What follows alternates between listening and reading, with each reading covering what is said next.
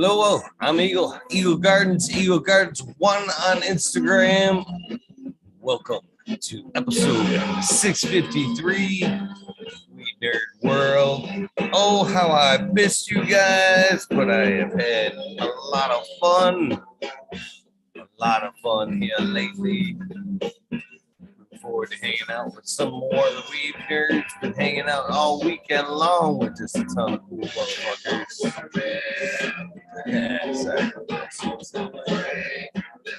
That being said, 710 count sewer, Bud E kilowatts, DJ Apple, MJ McBody Face. Good evening, I should say. Good afternoon. How you guys doing? What are you smoking on? Drewzilla, what's up?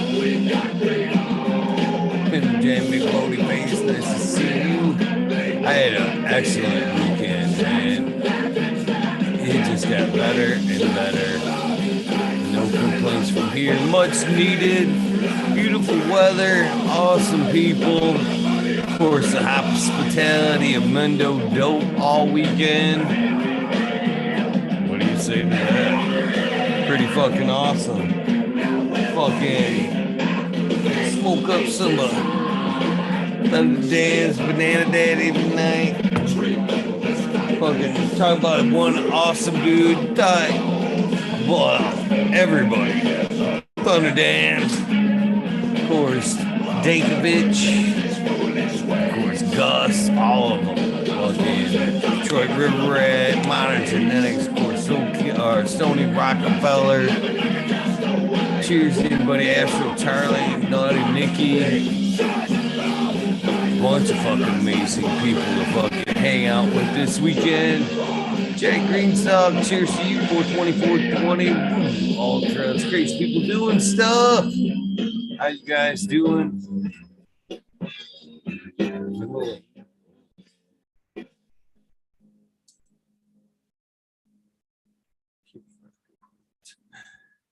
Yeah, I passed out a good handful of the DOA beans. I need to start getting some out in the mail tomorrow.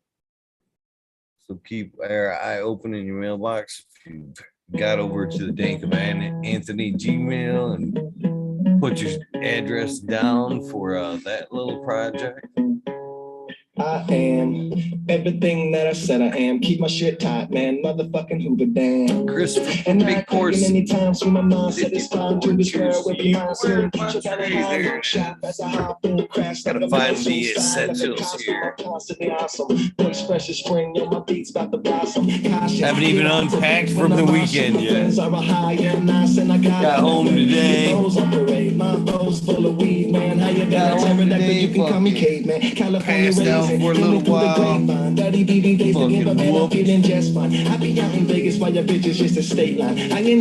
DOA beans. We're never gonna lay down, we ain't going nowhere. You can come and give a try. Our bond is our blood and thicker than water, like Goonies never say die. Oh, like Goonies never say oh. Let shit fly. Like Goonies never say die. Goonies never say die. Jack GreenStalk popping in already.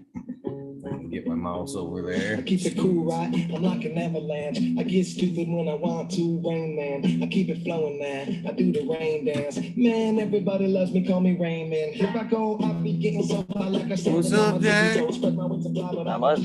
Cheers, Eagle. How you doing, man? I'm doing well. Looks like you had a good weekend. Man, I had a much needed, awesome weekend. As Skilbo says, recharging the batteries. I loved watching Man, you hang with Mendo Dope. Oh, man. Talk about a fucking blessing, man. Fucking OE hooked me up, and then he hooked me up. I tell you that. Off camera. He definitely hooked me up in several ways, but like just in swag, man, he hooked me up big time too, man. I walk up and he's like, hey, here's fucking Mendo Dope fucking, fucking scarf or, neck neck covering there. And he hands me a pair of Method 7 Mendo Dope fucking glasses. Fucking Mendo Dope on the side of them there. Like, that's pretty fucking cool. That's a big hookup. You better fucking wear those things, Eagle. I know it, right? Then some Mendo Dope beans. Fucking he gave me the Hetty OG and the Gringo Loca Nilla BX. A couple packs of fucking there. Then he hooked me up with a bunch of shit. Dude, I love that I'm not even gonna talk. Hearing them talk about just the strains and how far they've come as breeders, like listening to their songs about the first time they ever made a strain, the Mendo Dope, to now, like having such a stable of just fire, like unique, special, terpy, amazing shit. Man, it sucked to tuck and roll, same old bullshit, man. You think you're fucking all ready for an event or something like that, and then fucking dead batteries. I literally took charging packs with me, fucking big old charging packs, and then the fucking wire was a bad wire. So it wouldn't fucking charge, man. It was like just trickling in between. I'm like, oh, of course, it's gotta be fucking something. But I was gonna say it did just cut off suddenly. Like it was like 53-minute and then bam, just radio silence for a little bit. But fucking the other one, well, when they were playing, I'm sitting there going, man, this sucks. Fucking I'm gonna get the rest of it. And I'm like, oh yeah, I gotta go. I got my other phone with me. I'll fucking run back and grab that. I literally went sprinting through the crowd to my fucking backpack that Smiley and the rest of them were kind of watching for me. Grabbed my shit and then pushed my way back through the crowd back to where I was and shit, just pick up the recording. What the hell? It's all fun. It was. I had a lot of fun. I really did. Mr. Shredder 911 right there, hung out with that cat all weekend. Awesome dude. I could tell in the photos you were smiling ear to ear, man. Looks like you were having a great time. Looked a little rough, but yeah, I was having fun. Hey man, that's what it's all about. Who gives a fuck how we look? If you felt good, you were having fun. That's what it's all about, man. The experience. You enjoyed it in the moment, and you got some photos with some good people. We got a good person jumping in who loves autos, the major smoking autos. I don't know about smoking them. I love just growing them for biomass. What up, man? I fucking left fucking Sunday morning. I left Sunday morning. Fucking all headache. Stayed up partying until fucking 6 o'clock in the morning. Slept till about fucking maybe 10 if that. Fucking woke up, my neck was just fucking all fucked up. I ripped my gauge out. This is a smaller gauge. I ripped the big one out that I had in there. Fucking that night sleeping, and fucking turned real quick and ripped that bitch out, which was causing the headache. And I was like, fuck this, man. I'm going home. And then I got 20 miles down the road, and I was like, man, got fucking people here from fucking different states, fucking Mendo Dopes here wanting to hang out. I fucking spun that truck right and fucking around 25 miles out. Fuck this shit. I'm going back. I went back in there. I told everybody I was leaving. I'm like, fuck it, I'm back. I fucking texted Daniel. I'm back. He's like, you want me to pick you up at the gate? I'm like, fuck yeah. Fucker picked me up at the fucking gate with a fucking golf cart and fucking dragged me around for most of the morning Sunday. It was worth going back. You weed nerded up. You weed nerded up right there. You fucking stepped it up. You felt like you could have gone home and called it, but you went back and it was fucking worth it. That's what's up. Well, that Donnie burger hit you that heavy, buddy. You couldn't handle the Donnie burger. We were did talking smoke about some it. Donnie burger I know. that day. That's good stuff, man. Donnie. I literally came home with a backpack full of weed. Literally I believe it. came home with a pack full of weed. The way they were talking, he's like, "Shit, we can't bring this home with us." I thought they weren't fucking with people at the airport anymore. I think they Thunder do. Dan, Thunder Dan and Detroit River Rat were right there with me when the offering was made. And I think we all turned around and went,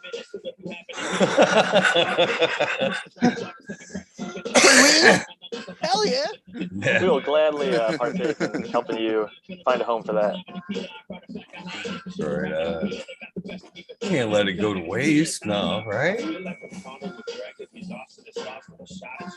I don't know how was the mix of it besides the Donnie. What else stood out? Oh man, there's a bunch of good stuff here. Did you get any of the vanilla? Have you smoked on any of the vanilla yet? You know, I think that's what's in the truck.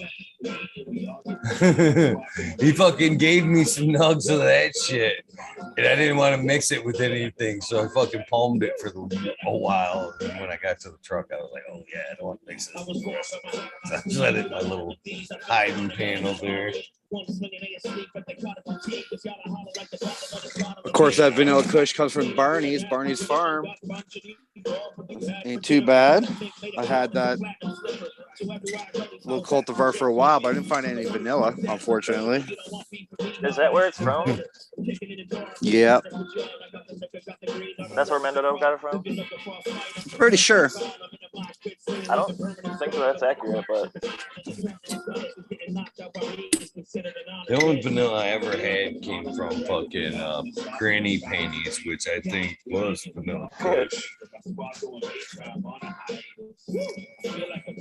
I think that and I'm probably misremembering. I'm fucking stoned. Smoking that good sun-grown, Major. And not a natto. Oh, nice, Jack. Nice. Gelato, not a natto. I know people hate on gelato because it's so popularly grown, but when you get a decent batch under the sun. You think the people are just going to hate no matter what it is? If it gets too popular, and no matter how good it is, they're just going to hate on that shit. Just like Blue Dream. Fucking-lutely. You know, Blue Dream. No matter how dank it is. People hate Chem Dog, and Chem Dog is like some of the dankest shit. It's just it's not the taste for them, or it's too potent, or too sleepy. Doesn't yield enough. Too sleepy. I got a couple of like this song from Michael Fang after he was talking, or Mike Fennel, I believe that's right, the Gage Group guy there that was speaking. Some designer Kush Bomb 22. Come up and made sure I had some before they left. I know Smiley likes those Gage Green Group guys. I've seen their seeds before, like for sale, but they were like $500, $700. It's just like, I just can't justify that. I would rather have 10 packs of like, $60 packs, and that looks good. Fuck yeah, nice and dense. That's fucking this is mine. This is Skyly Sky Color times ago, so J. The GGG group is no stranger to. Oh, go ahead, sorry. I cut you off. I cut you off. That's my bad. Go ahead. I was just gonna say I gave him 2 of the 3 phenos that I grew out, but the third one there, fucking Herbs Dry, let me down. Thought it was good and dry. Got part way down there. Fucking check it out, and it still had a little moisture to it, so we didn't get the third one. Oh well. Happens. So, what were the results on that? On Danny Boy smoking you up with that purple? That purple affect you any, Eagle? A banana daddy? To be honest with you, we smoked a little bit of it, and It was good, but it wasn't enough to necessarily go through the challenge when you're smoking a joint with fucking 15 people. But we're getting ready to smoke something right now. The fucker handed me a fucking mason jar.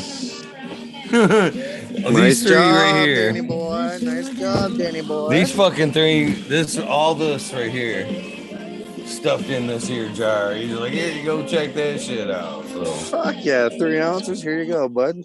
Solid. right now, fucking. So that's what I'm fixing to roll up right now. If I had any of that shit when I find my roller. Right on. I'm trying some Grape Diamonds number 9 from Ethos.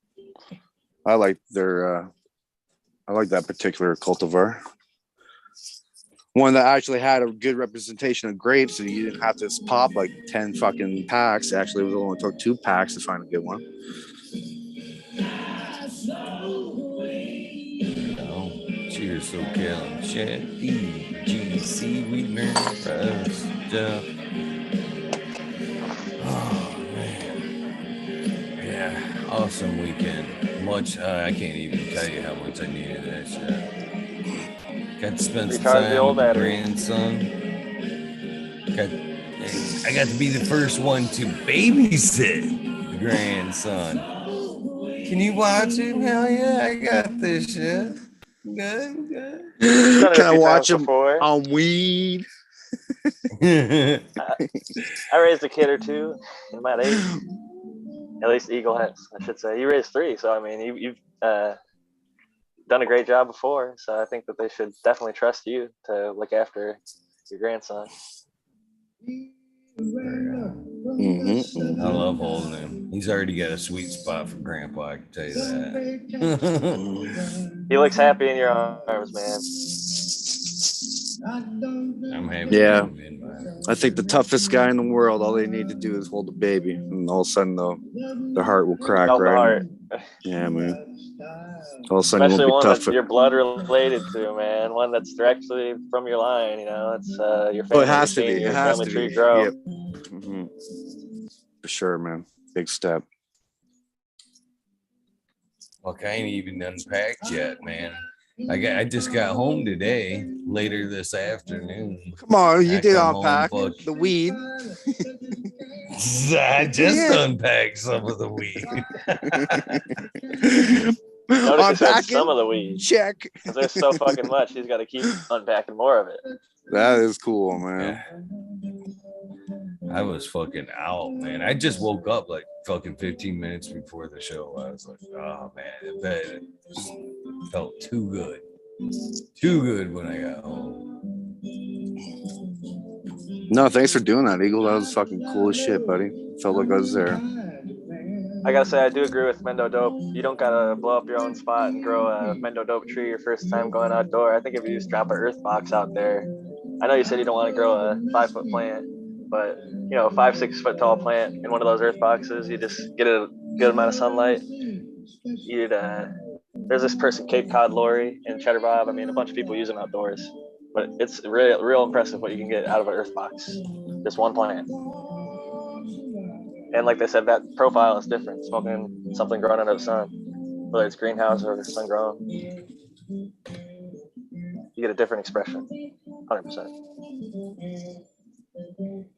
I'm definitely one. Well, I've got a couple going out there right now on Earth Box with some seedlings in it that are about big. So I should probably end up close to that 5-footer mark and then the Earth boxes.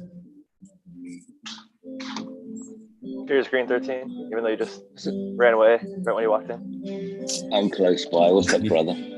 Good to see you. I'm about to run to the bathroom, funnier. actually. So. I fucking had a dream that I drew a fucking big old Mendo tree. Earlier tonight, I was probably just fucking kicking my head and making like sleep joint hitting motions while sleeping like a dog does when they're running and shit. Cheers, Smiley and Green 13. How you guys doing, man? What are we doing? You hear me? Yeah. Fuck yeah, man. Got a lighter. Oh, I got a lighter. What's new? What's up, Smiley? How you doing, bro? Good, man. You just got back. Right. Hey, You've been working.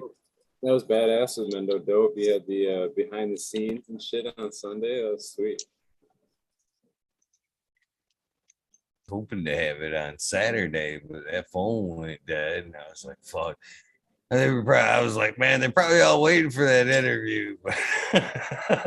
It is what it is. I can't turn this bitch up. That was cool. So that was badass. They were just hanging out, Oldie and it wasn't the whole crew, but it was Oldie and then Blap was one of the other guys in the group. Yeah, man, they just walking around, fucking hanging out with everybody. It's cool as hell. It looked like an amazing event. It looked like great vibes.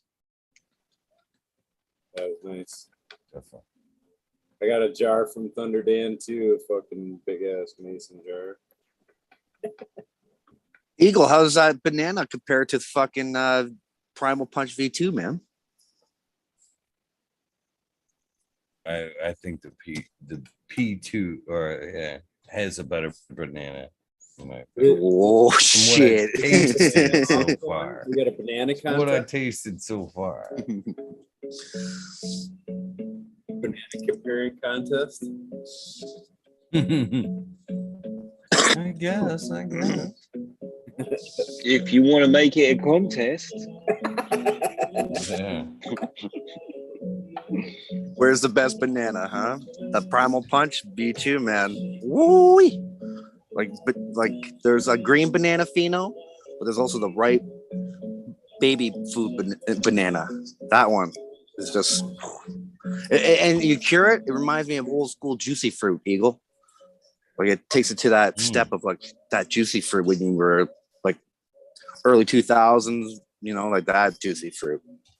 I can see how fake banana would get to juicy fruit. Juicy fruit says it's not banana. It's a proprietary fucking flavor. What do you think? You can say whatever the fuck it wants, but it's V2 Primal Punch. I'll buy that. Aged for 7 months, man. I want the fucking artificial banana, like a candy banana or some shit. Banana Laffy Taffy, something like that. Oh, when you tried, that's all I've had. I've only had one banana strain, and it was like a yellow banana sweet. You know, it was fake banana, and that was cool that it was that fake thing. I always find that as well a bit, really. It's like that with grape too. You get the artificial grape, or like, I was just about to say that I'm smoking on grape diamonds from Ethos, and that's like a fake grape.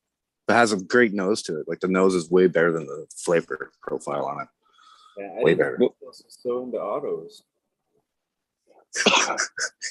But pine too, huh? Pine has like a pine cleaner and then a proper pine, like a sweet pine, and the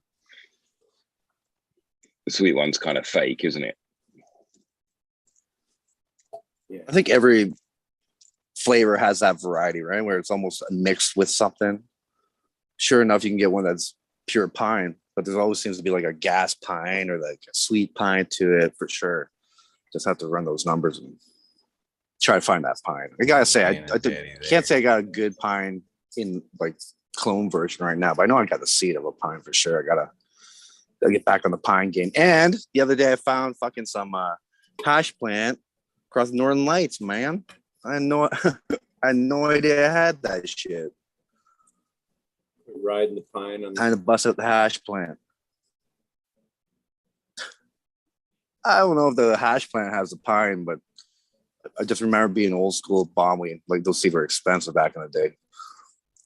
And of course, I F2'd it, made, you know, good quarter pound of seed. Green 13 is Green 13 on IG, Big Blazer. Yeah, I just posted up some new growth there. I've seen.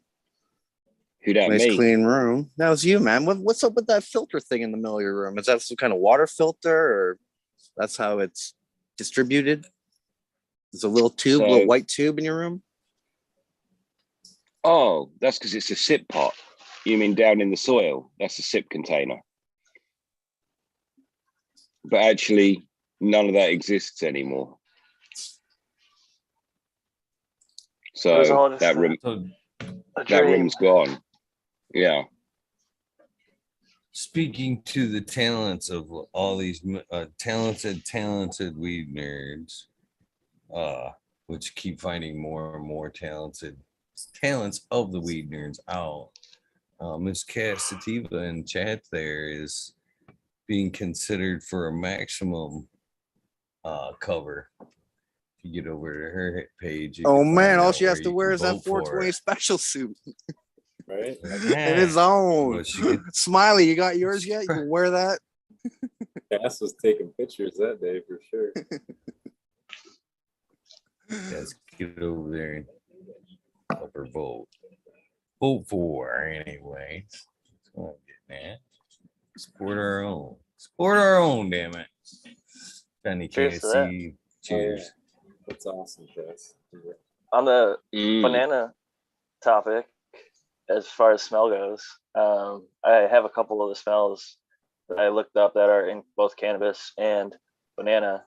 One of them, the one that most people like, I think I've come across in cannabis, is the candy, or like artificial banana smell, which is isoamyl acetate. I might be mispronouncing that.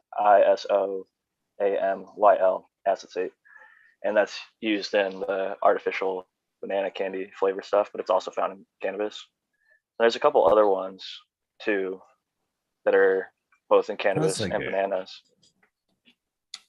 Smells kind of like a grape banana. Definitely got that. It's not necessarily grape, but it has that purple smell. And it's, you know what I mean? That perp's definitely got it, but it's kind of grapey. But there's a little banana in there. But I think there's more grape than banana. I don't know. Do you use a grinder? What about when you grind it? I don't know. I haven't ground it. I'm chopping it up right now with scissors. Oh, okay. Pretty good. It's pretty pungent. Pretty pungent. She's braided flower, purple and damn near black. You know, some of the stuff he had was fucking close to black. Super pretty flower. I'll give him that. Well, no, I'm rolling who's a that fatty from? too. Thunder Dan. Oh, cool. That comes from Ethos, I'm pretty sure, though. The Banana Daddy. It's an auto. Man, I think they do make an about these auto version of it. Funny enough, Smiley, I think there is an auto version of it. Meet a lot of these folks online, and then they turn out to be just as cool, if not cooler, in person. That was this weekend, man. A lot of them kids I got to meet this weekend firsthand. Fucking, I thought they were some fun folks, but when you're having some fun in the middle of the trees in the middle of the night, a lot more fun comes out. I can tell you that. Good times, man. Good times for sure. Boys getting that whiskey. Get some mushrooms rolling. None. Oh fuck yeah! I think between like, I don't know, 2 and 6 at the campground. We fucking were just nice group of us just sitting around the campfire, just fucking laughing our asses off. You can see like the tents and shit around us, lights popping on and off all night, probably going, well, these fuckers just please go to bed with the fucking laughing and shit. Jeez. We had fun though. We had a lot of fun. We had fun though. Sounds like there's no shortage of good times. We had fun. There's no shortage of What's it all people about? partying though. You've been to see that baby as well. Yeah, there and back. Yeah. I stopped both ways. Yeah, I figured you would. The return journey. You can't miss a minute, man, when they change so fast, you know.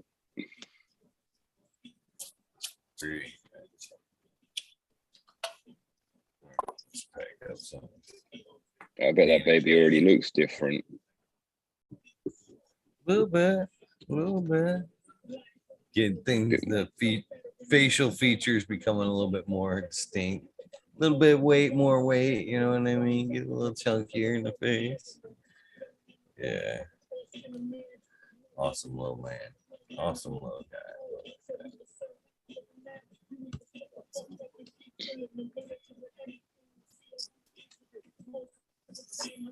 You think it's rolling in?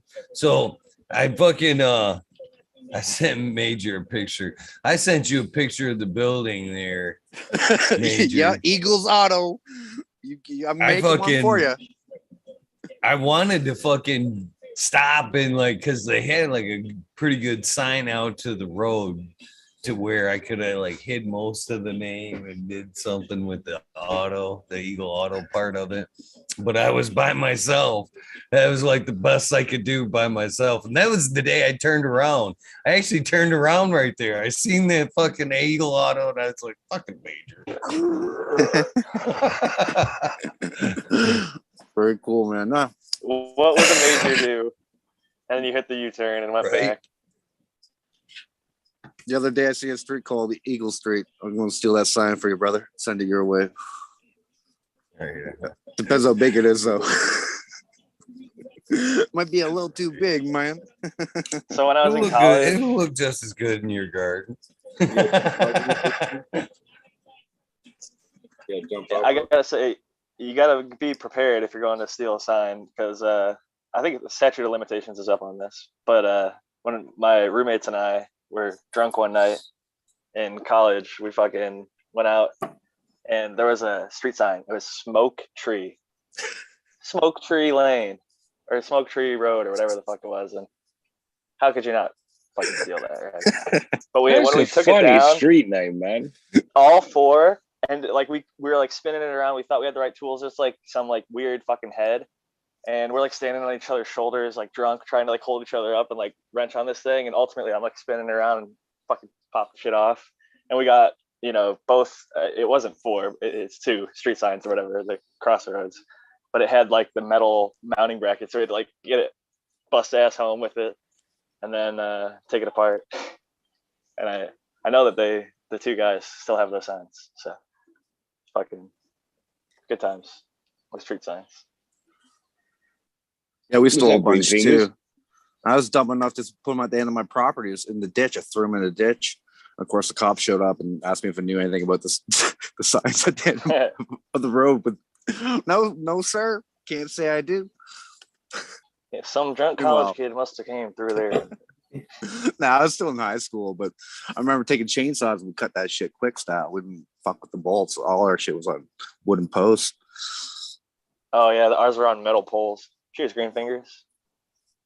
Greenfingers. Cheers.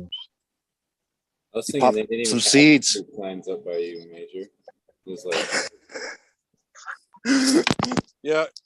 When I said poles, I meant trees. They're attached to trees. I just cut the trees down. I was thinking it was just like random shit pounded a nail into a tree. It's at the blue triangle, man. You got to take a left. But the logging roads like that, when we went up in Canada, it was like that. We went straight through like Sault Ste. Marie and then straight north there. And then, it was like a couple hours north and you're in the middle of nowhere. And like, then we took a turn onto like a logging road and we went another couple hours. And there was like, there's no street signs, but all the fucking paths were on GPS still. So like you could kind of follow where you were going and you could see where like a next road was coming up, but none of them had names and there were no street signs. It was all just, like fucking logging roads. So. Yeah, that's that northern touch. Do they have numbers? Mm-mm. So how the fuck what does the GPS call it? Turn right on the right. Trails. We didn't have a destination. We just had the map, Right. The trails. Turn right on the trail on the right. They're labeled up here too. Trails like that. You can go. They're not labeled on the road. You can actually you have to drive with your GPS, like you're saying, going. There's another one over there. Now you gotta watch out on those old logging roads, dude. Bunch of fucking people just fly down that shit. Never want to be in the middle. Shit, we had one of the trucks come flying down there, and it's basically, I think they own the road, like, so you're, if they run into you, it's your fucking fault or whatever. It's like, you know what I mean? It's company owned road or whatever. Mm-hmm. Use that own risk or whatever the whole blame is. You probably don't even get insurance because it's not on a public road or some shit. Yeah, you're null and void. I was gonna say, I don't even think they like you using them or whatever. It's just people do, and they don't really enforce it or something. But I don't know all that. But yeah, it's hassle for them, isn't it? If they smash into you, that's still hassle for them at work. Mm-hmm. More paperwork and shit. Yeah, I know Australia's like that as well. Lots of random trucking roads because they have those rigs where they'll have like I don't know, six containers on the back. Yeah, fucking like a train. They don't stop. They, takes a while to stop, so you just get smashed out of the way. Right. Obviously, Australia is like 95% unpopulated, so. Just watch out for the kangaroos, shit like that. Dude, there's a lot more than just kangaroos. I was so fucking in a daze on Sunday. The day after that show, we smoked so much weed.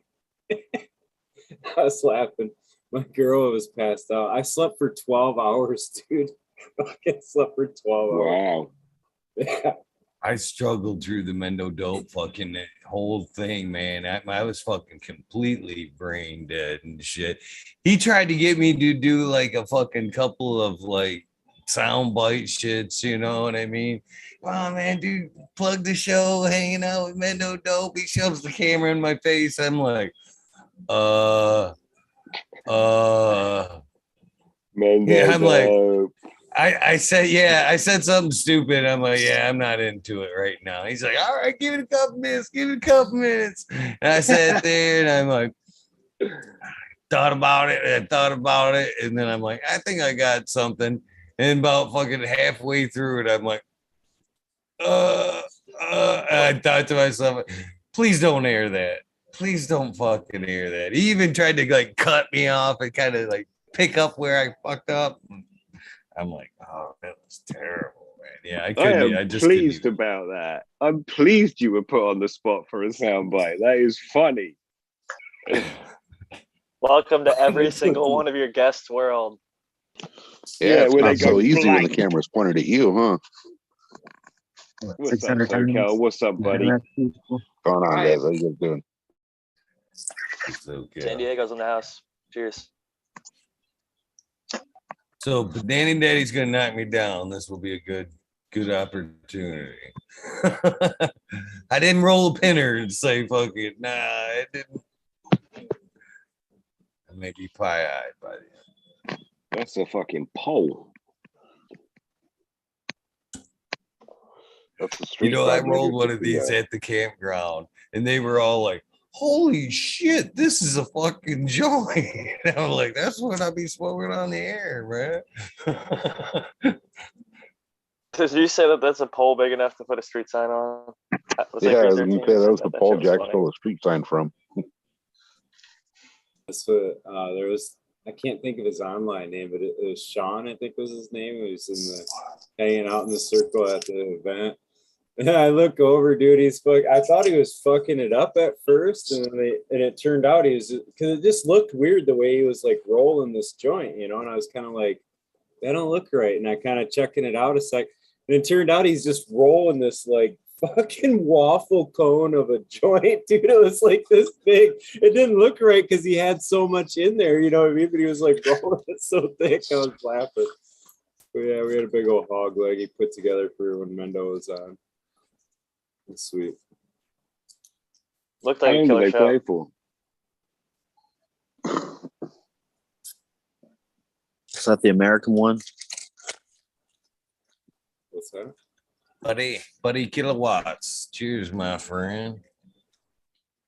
Yeah, I don't know if they heard your Green 13, but how long did they play for? Mendo Dope. Like an hour. Nice. Good hour. Yeah, I got 52 minutes. 52 minutes on the first video, and I ran back, and I think I still got another 10 or so on the after I got the other device. Yeah, good hour. I was gonna say they went through quite a few of the songs too, because they didn't necessarily like sing the whole thing, you know what I mean? They just do like one or two of the verses and then kind of stop. Get to the hook. Yeah, and go into another song or whatever. So they did cover quite a few of the songs. Which makes sense. They got so many, you know. Well, and sometimes the person's not there. The other verse might not be there. That might have been too, yeah. Because Bleeze. Yeah, I thought Daniel told Eagle that that was the first time that it was just him and Blap for a show. Yeah. Yeah. Well, there was another guy. But I'm just speaking to like as many songs as they have. I was telling him after the fucking camera went dead, I'm like, man, you guys put out these albums at breakneck. You guys got like 10, 12 minimum CDs. You guys gonna maybe give us a minute to salivate on some of that shit and put out a greatest hits? Like I was telling him, I'm like, so many people, you know, because of recreation are just coming around to the cannabis community and picking up on some of the new tunes, man. I'm like, you guys got such a catalog, man. They got so many gems from, you know, back 10, 15 fucking years ago that nobody's even, you know, hearing. I said, you need the greatest hits so them gems can stay gold. You know what I mean? Yeah, but honestly, for them to put out a greatest hits, it'd have to be like a 15 CD box set. Well, and in modern era, it lives on YouTube and people stream it and they listen to it over and over. So when you find Mendo Dope, you might listen to Roaches and Candy Wrappers and then Live in the Garden and then fucking just keep on going through and finding their older stuff. And then it depends on the mood you're in. And I don't know. Interesting. Like they have so much music that they'll even take a song off if they feel like for whatever reason they don't like it or something. Because Roaches and Candy Wrappers had one that was called 4Gs. It's not on there anymore. I can't find it anywhere on the internet either. And I like that song a lot. And I'm like, damn it, man, where the fuck did that song go? Love that song. Jack? Yeah. This was gifted to me over the weekend when I was up north, but I think of you because it's actually out of 710 Labs, but it's Donnie Burger rosin. It's strong, like GMO strong. 710 Labs does a good job. It's expensive, but they have good quality. If you're looking for good quality, and you've friend works there, so that's who gifted it to me. But he didn't have enough to gift me this. But the best shit I smoked, which is, I guess, one of their label products. It was called Sweetness Number 7, which I remember asking him and he showed me the lineage. It's good lineage of like known strains, but yeah, that was some off the chart fucking potent ass rosin. Sweetness Number 7 from 710 Lab. But there's Donnie Burgers. I know you like Donnie Burgers, so I like the bud. I had never had rosin, but it makes a good rosin. I like it anyway. I can get it in me. That shit is fucking so fire. Even my worst pheno I found, it's still like smoked super good. It just wasn't as good as some of the other ones that I've experienced out there. But that's just also in my like medicine wheelhouse. Like I like gassy, I like funky. That shit works for me. It kills pain. Kind of Sooner or later, since we're in the same town, yeah, I got a killer cut of Donnie Burger that I've had for, I don't know, a year or so. It rocks. You want to try it out or whatever. Might be the same one you have. I don't know. I'd be down to run it at least one time to see. I'd have to ask you if you know the same guy that I know who's running it, because it's a small world, right? Yeah. Yeah. Oh, you didn't take yours from Seed, Jack?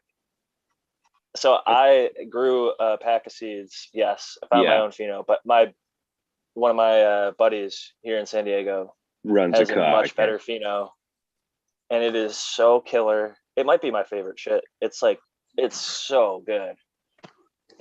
Like, I can't rave about it enough. I feel like a broken record, so I'm not going to talk anymore about it. But it's fire.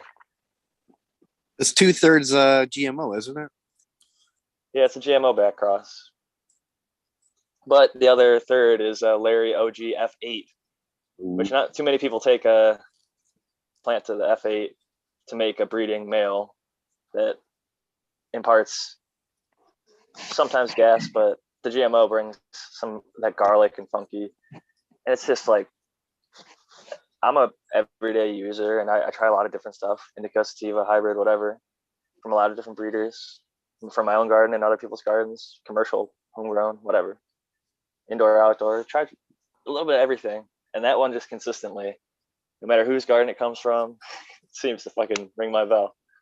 So it might just be like my ECI. The thing about it for a while now, but in my memory bank of weed from the time I was a teenager, there were some really, really good Colombians I've smoked that had a really distinct stone to them.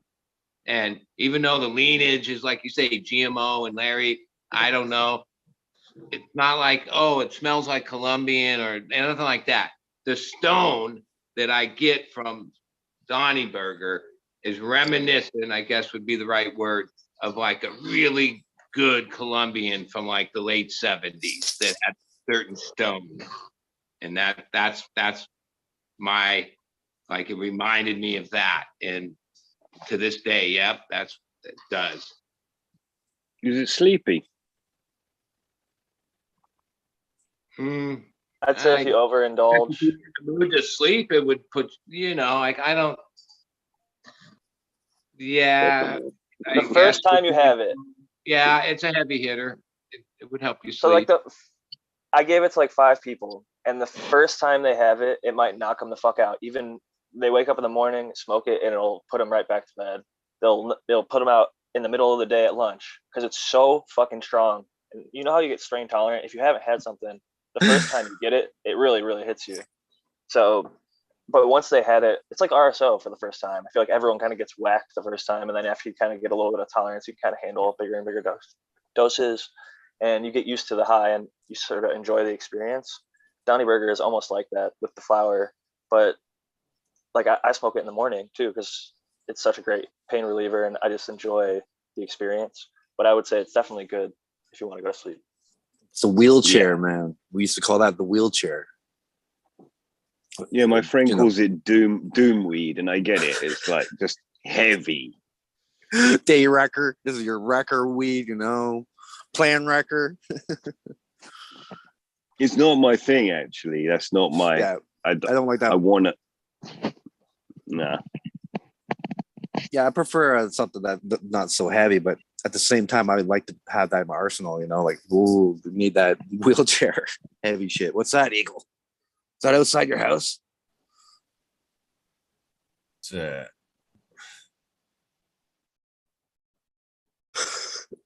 Watching aliens there? Slapped him in the face already. Look at it. Slapped him right across the face. That purple one. Grabbed him by the collar. Slapping his ass. Just slammed them down. Power slam. From the top rope. Good, that's for sure. Destroy. No, I didn't hear what you said, Major. You just kind of threw me in there. Dude. What? Maybe the confusion is what outside? What the fuck? I just seen like a imagery of like a X or something like that that took over my screen. It was like a old school LED or some bullshit. I thought it was some UFO crazy shit you're looking at. What happened to you guys? Let's see. Oh, I think you might have seen Socal shit. That's what it is. Yeah, that UFO shit. That's what I seen. Major, Howdy.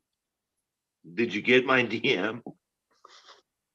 I haven't checked the gram in about 3 days. I'll check it out. Yeah, because I wanna use this auto. I've been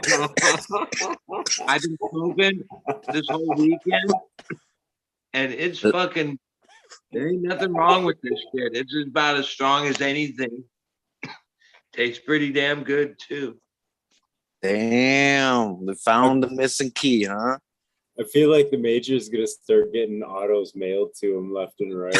People are like, "You gotta try this shit." This Yeah, let me get auto. that PO box set up for That's that. his secret plan the whole time, so he doesn't have to Mr. buy 'em. Auto. The first joint I smoked of this batch was on my way to the airport on Friday. It was the joint I smoked driving to the airport. And like somebody just said, I think Jack, like when you smoke something new, it sometimes can really like hit you pretty hard just because it's different feet, different variety. I was so fucking stoned off that one joint that yeah, the whole going through security and getting on the flight and the whole flight, I was yeah, that joint worked and it was the fucking auto. Wow, that's a big. That's to say a whole flight and shit. That's some From Paris duration. to San Francisco, though, it was like a 2-hour flight, but Oh, it was 1 yeah, hour. but through the airport as well, though. But yeah, no, I decent. mean, Did I will say see- Smiley was praising your auto. He was saying, I'm scrolling through Instagram and I see Buddy's posts and I just see this dank ass plant. It looks fire as shit. And he goes, I scroll down and I see auto in the description. And he's like, he couldn't even believe it. So, all I did was water it. But I noticed this. I stayed at my friend's house like I always do in Oakland. They're all got their own weed credentials and shit. The people that I said, oh yeah, let's try this. It's an auto. I don't know. I don't like it that much. Right? People that I don't say that to say, what the fuck is this? This is killer. So like if you let somebody know it's an auto, they'll have a preconceived idea. Shit. See, maybe that's what happened to me, man. Oh, wait a minute. No, that whole field sucked out. Oh, shit. Okay. But realizing That was from James Loud? That's James Loud? Is on the shelf in a Mylar. It's just labeled whatever it is, but doesn't designate auto. And how many people smoke autos that buy shit from a dispensary that have no idea that they're fucking buying an auto because it's not declared. Hey, if you really want to get technical, Major, every plant out there will automatically flower as soon as you flip it to 1212. Everything's automatic, huh? Well, cheers to autos. they're just not photo period sensitive. They could flower under like 18 or 24 or whatever it is, which does make them a little bit interesting. Even before autos were like a thing, I guess they've always been a thing because they're around now, but not in the format that we see them. But we had the early flowering stuff for a long time. Like some stuff would finish in September, where the rest of it was finishing October and November. And it would just start triggering, even growing in the same size pots, same garden, everything with all these other plants. One goes into flower several weeks earlier than the whole rest of the garden. And you can see that in Mendo Dope's garden. You can see that in the bunch. It's really just comes out to the genetics. But I say this about it. First off, there's no way I could have planted a plant in my area. See, it's June, March, early March, and have it come out nice, perfect, chunky. Like, yeah, it looked good, all that. Water only in good soil. No, never got big enough that I had to worry about staking it. None of that. Maybe only a couple ounces per plant. Yeah. Hey, right next to it, I'd taken a few teens from indoor and put them out there, and they triggered and flowered automatically. and they're like not even worth harvesting. They like got weird and On the maybe re-veg. or whatever. But yeah, with no care at all, those autos fucking performed. So, and I have no stake in autos. Like they were just a gift from a breed that doesn't even really sell autos. So, yeah.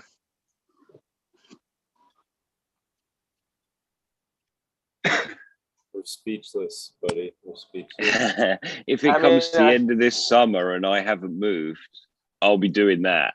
I'll be doing that. And I'll be doing it with a big smile on my face because it's like quick as fuck. So it's just one of those fits a situation. Toolbox, right? I don't even know where I would fucking look to buy them, but yeah.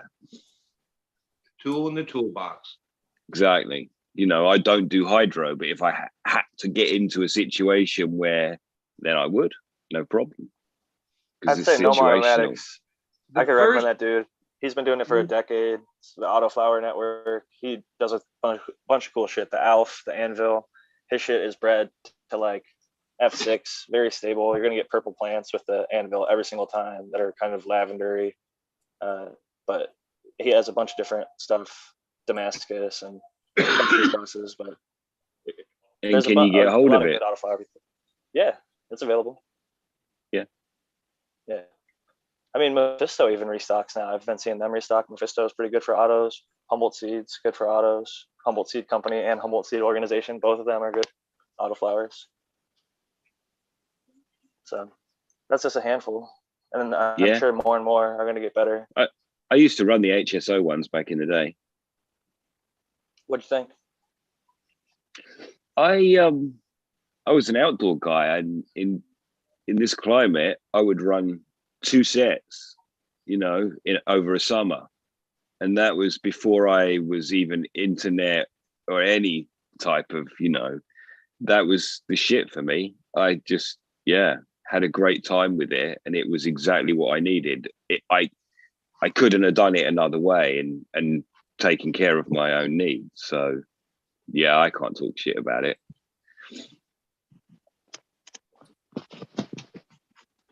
Which strains did you try from HSO? Well, you've put me on the spot now. I'd have to look at their menu, but like most of them, I would have to say. Oh, okay. Because I've only, I tasted, I didn't grow them. My buddy, who's a savage with everything, photo periods and autos, he just happened to grow some autos this time, but he sent me the Bubba and OG Kush little samples. And that's the best one. The OG Kush one's the best one, I reckon. Those two were I'm an OG Kush and a Bubba Kush fan. And for them to be like auto variants that turned out like not only smokable, but I was like, damn, this is pretty fucking enjoyable. Better than some OG that I got from like shitty OG growers, you know? So. Yeah. I was pretty HSO mad because I was Brown Guy 420 was my whole fucking internet crush. So, and he was always chatting about it. So that's where I used to buy tons of seeds. I got a couple of their shits. I found a freak of green crack in their mix. And it's the only one that finished in time and it was a squatty. It was like stood out as the shortest, shittiest plant, but turned out to be the best plant. And OGKZ from them turned out to be ultra garlic. So I kept that clone. In fact, I got 2 phenos from that pack. They're both garlic. Decent. I buy their stuff because it's decently priced too. It's only like $75 for 5 seeds or whatever. Good price. I really enjoyed it a couple. Price. For the quality of the weed I got, hell yeah. Hell yeah, that's decent. You said 75 for 5? Yeah. Okay, so a little bit more than 10. I think that they upcharge for a smaller order, essentially. I think if you get like a 10-pack, it's closer to like the 100 for a 10-pack, depending on what site you get it from, and things like that. I think 100 for a 10-pack's fair. I mean, that's what I was always used to paying. I'm admittedly $10 a biased. seed for whatever you can put, you know. That's the way I look at it. What am I going to get for my $10? You know what I mean? You're going to get, you know, whatever out of it. That's worth it for me. I can see it. I tested like 4 strains for them, so I'm admittedly biased. They've sent me free seeds. They treated me wonderfully, and the seeds that I did buy before I tested for them, I enjoyed as well. But they've also had some problems in the semi-recent times. I think they're back at it now, but they had a little hiccup there. Got raided or some bullshit? Something. I really don't know the details, so I don't speak too much on it. People can look into it if they care to, but personally, a lot of people gave them shit because they're like, oh, they're not even in Humboldt, but like Diggs Terra clearly is boots on the ground in Humboldt, and like the person who sent me seeds were from Oregon, but they initially were in Humboldt, and they moved up to Oregon before they left the company. Yeah, they got some fast flowering. It's a mix of a auto and a regular. They call it fast flower now. They got a peanut butter breath that looks pretty attractive. Might try I will the say shit. if you've tried HSO and you haven't tried HSC, they're both fucking amazing. Nat Pennington at Humboldt Seed Company, he's got a bunch of really killer shit. Like he has a slightly stupid strain, the Stupid Fruits, pretty fire. The Blueberry Muffin is good. He's got some auto flowers. He did a strain with like Don Carlos. He's got a whole bunch of crazy shit. One of my favorites I've ever tried, pineapple upside down cake, as far as flavor and amazing, like more uplifting high. Green 13, I said, I remember you saying you don't like the doom weed, and that pineapple upside down cake is like, it was strong, but it's not gonna like put you in the couch. It was more like happy, uplifting, and motivational. But it definitely had like a strong effect, and it was That's actually blueberry muffin. Big old nugs on blueberry muffin. Everyone was like a that one's tried and true. Least. That's like his staple. They're known for that one. Yeah, that's good turf. I tested for HSO at the same time as you. Did you get the Sour 76 and the Platinum Yeti and all that? Yeah. What was your favorite of those 4? Was it Bubba's Gift? Bubba's something times. Bubba's Gift and Gift of Fire, F2. Yeah, it was Bubba's Gift. I got a crazy crystally blackberry tasting, but that was kind of doom weed. It was kind of heavy. I have 5 of the Sour 76 left and 5 of the Platinum Yeti F3. And I'm actually planning to F2 those Sour 76 because I never released it. And it was some of my favorite shit I've ever tried. And like, I just want them for myself. I'm not going to put them out. But they were really short, squatty plants. Like I vegged them everything to 12 inches in 1 gallon cocoa pots. And they finished at like 22, 23, and 24 inches. So they literally just about doubled, plus a little bit more. But they're just like 4 baseball bat colas, just like straight up and down the stalk, just like pure nug meat everywhere. It's just like really dense, good bud. It had like a range of citrus. One was orange, one was lemon, one was lime. But they all had a really strong hashy and like gassy undertones. But yeah, there's definitely, like there was the orangish one was more tangerine. It kind of tasted like tangy mixed with hash, and was a lot more. The thing that I don't like about tangy is it's not very potent, and that Sour 76 was much more potent. Yeah, I think mine were lemony. It was a long time ago now, though. Yeah, it's been years, man. It's funny to like I get these like 3 years ago, 4 years ago today, and you see like flowers and all these like pictures or whatever, like because I've had this phone for so fucking long now. It, always want to see some funky seeds. See the size difference in that shit. Same plant that just came out of that blueberry muffin #1. Were they in the same bud, or was like one at the top? Same bud, yeah, same bud.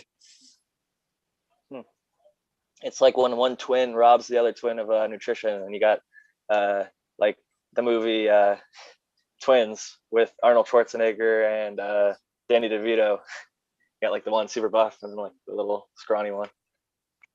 Sometimes when you get twins in like a single seed, where you get 2 sprouts out of a single seed, you get like one really strong one and one weak one. So I wonder if maybe that's like 2 seeds stuck together sometimes. No, this is way far away up the bud. No, like I know those are split. Pollination. Oh, you're talking about a double seeder. Oh, I know what you're saying. Yeah, I got one of those before too. Those are cool and rare. There's a And they actually strain both shit. sprouted. They actually both sprouted. There's a strain called Shit from Mr. Nice. It's actually Skunk One, but he calls it Shit because he hates the Skunk Man. And he sold it at like his cheapest price ever of any of his seed packs. And a bunch of people got it and they popped it. And like people were getting 50% twins and shit out of it. They'd pop like 11 and get like 6 or 7 twins. So that was like the only strain I've ever heard of having a high Must be a dominant trait, twin right? seeds. Yeah, what a weird fucking thing. I wonder if maybe Shanti Baba was like, I don't know, messing around with those seeds or something. But yeah, it's a weird one.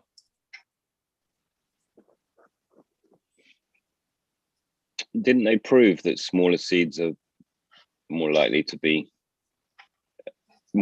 pop than bigger seeds? I think. It's a shame. I thought it was Jack that told me. So now I'm in the middle of something without backup. I think that we found out that they're, or maybe just breeders have said that they got stronger results with smaller farmers for centuries have always picked the larger seeds for most crop, but I will say that I've had large and small seeds germinate personally. Yeah, I don't know any data to support that posted something recently. 4 months ago, I was cracking like maybe 4 or 5 different varieties of Masonic stuff. There was this one, Chili Birthday Wilson, and I've seen some small seeds. I had to actually get my glasses. I wasn't sure if it was like just maybe a piece of wheat. I couldn't tell. They were like that small. And I think I sprouted those with 2 other varieties, paper towels, and every one, and faster than, they were the first to crack and sprout, and there were once they got going, they were fine. But yeah, they were like teeny. But yeah, they went no problem. Well, that's the influence of the mail, because I knew that was right by my greenhouse where I keep my mails, and there's always leakage. Bonus seeds, as I say. And that's definitely, I could probably almost guarantee that I'd pop the left one and the right one. The left one being the smaller one is probably a different cultivar for sure. The cross would be evident. Eagle, what did Mr. Toad post? About seed sizes. Yeah, there was something reference to seed sizes, how germination rates, how to pretty much not scoff on the smaller seed. Exactly what you just said, basically. Pretty close. So the smaller. Okay, that's cool. Smaller, or at least as good, saying, I think. Basically, in a nutshell, he was saying that small seed had, excuse me, every much as vigor as the bigger seed had, and in some cases outperformed. That's the same with small dicks as well, by the way, girls. Just to cover that, it's the same. That's a nugget. Those aside, sometimes they breed seeds to be eaten. Like in China, the hemp seed was grown to be consumed, and in many places that's the case. And they breed it larger because then you have to eat less, I guess, or maybe they want it smaller in certain circumstances, depending on the texture they prefer. But sometimes that does come into the determination of it. Or if you're going to be pressing it for like oils, I don't know if a larger one or a smaller one yields more oil, or if it's easier or harder to press. I wonder if they all taste the same. That'd be interesting to find out. I'm gonna start eating this shit. They don't. I eat all my seeds. It's not nice. I feel like you could title this "Can the size really matter?" Yeah, we can go through that concept. Hey. Supposedly bigger the plant, bigger the trichomes. I don't know, man. I'm looking at seed is one of the smallest ones. More active, and they would be like trying to approach people in public places. They used to have a bowl of hemp seed that they would offer, like in the 80s. But they were like Hari Krishna. They were trying to recruit or whatever. But yeah, they had a bowl of hemp seed. That was always something they did. I think I remember someone talking about eating that stuff before, with all the skin in that bowl, that everyone would just run their hands through it. Yeah. You know about like the yellow deli here, buddy? Yeah. Oh yeah. I mean, they have the real one is out where I used to have a property like east of the 15, and then they have the one in Vista. It's like a religious cult. There's always cute hippie girls, but yeah, they're caught up in The this. walkers or whatever. So I was getting a burrito like, late at night at my 24-hour Mexican spot, and these people come in and start handing out literature, and like you say, they've got like hemp seeds and stuff, and I was kind of a little like, it's close to Vista where I was at, so that makes sense. But They have a beautiful property. You work. It's a communal thing. It looks they seem happy, and there's never they've been in my area now 20 some years. It's never like you hear about fallout or weird, but that day could come. It is like they're in a communal, religious, I guess you would say a cult, not in a negative way, but in a, yeah. It's a commune, not a cult, isn't it? Surely. No, is it they are religious? communal living, but no, they're kind of agreeing. If you saw the paperwork, he's not wrong to describe it that way. Okay. But they only associate with each other. Yeah. But they make really great food. It's all organic, and they produce it all, and they're closed the loop, and they've been all these things for a long time. That's part of the So are we a community, or are we like an Eagle cult? How are we positioning ourselves? So until Eagle dies, it can't be a religion. That's the one thing I do know, because that's what happened with the fucking guy who wrote the Scientology book. If we could get to the point of one for all for one, this all in, and we. That's right. You know what? It could be a religion. Subcool would be the deity in this case, because we're all weed nerds. He's the one that we're fucking following. He's the grand unifier. That shit's been going on since the 60s. The unifier. We have a god now. They have their like little moments. We're tax free now, boys. No one is actually overgrow.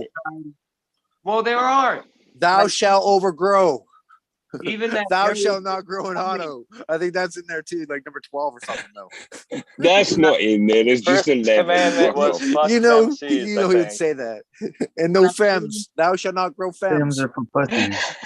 It's just in the major general the that place, that city in Colorado, Area 420. I'm like, yeah, that's kind of what's building there. I mean, they're their own. There's a hierarchy, and I'm sure there's a pecking order, but ultimately it's all one community, and kind of, it's not like a commune, but everyone is in, bought a piece of a plan. You know what I mean? Isn't it just a business park though, dude? In another form, a cannabis business park. Like, I'm not, it'd be great if humans and people could just get along and work together, but that's like really hard to accomplish,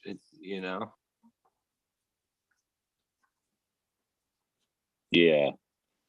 What helps is this fucking amazing plant, this medicine that calms us all down and helps people that are completely different from each other get along, even though we come from different backgrounds, different places, cultures, ages, everything. It's the humans are trying to get to safe places for themselves, right? For themselves and their children. And so when you get to a safe place, it's really easy to help other people. But if everybody's trying to still get to their safe place, then you hear sounds and stuff, but then mostly people have to focus on their own situation.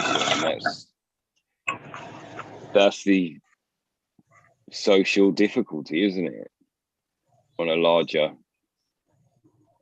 vibration. But weed helps. To varying degrees, there's different issues going on in cannabis that each state has. But like, I would say what is that the thing is that there's no acknowledgement that the crop, the price, the whole thing is based on the supply and demand thing. And when overproduction ever comes into a supply and demand thing, the results are always the same. But in this, there's no, like, everyone's their own thing. So, but it seems like, I heard a thing that was from Canada that the guy said the numbers would be if they didn't produce any more cannabis from that day, that was last week, it would take 3 to 4 years for them to consume what's already on the shelf in Canada. Like, already too much grown. Seems to be the same problem that happened in California. It seems to be Oklahoma might have an issue like that. Well, in other real crops and regulated things, that's what they kind of manage. That's how they keep wheat price and corn price and orange price at a thing, supply and demand. Because if there's ever too much supply, it drives the price down, fucking kills everything. Cannabis, how's that gonna happen? Because how does it happen in alcohol? I know they're not comparable, but how does it happen in alcohol? The same way with food or anything, like you said, right? It just here some products are different than others, where like some alcohols it ages and gets better, or it has cannabis like milk. So like this whole idea of having warehouses and I've seen pictures of like these warehouses that are the distribution hubs that just have like pallets after pallets after pallets after pallets after pallets. And yeah, I mean that dollar value is a worthless. Some of the things worked out naturally. Like, because I can tell you that my friend lives next door to a guy that owns the farm supply in Ukiah for the last 30 some years. And he's a good friend of my really good friend. He says that this year's orders of like just the basic shit, this ain't a hydro store.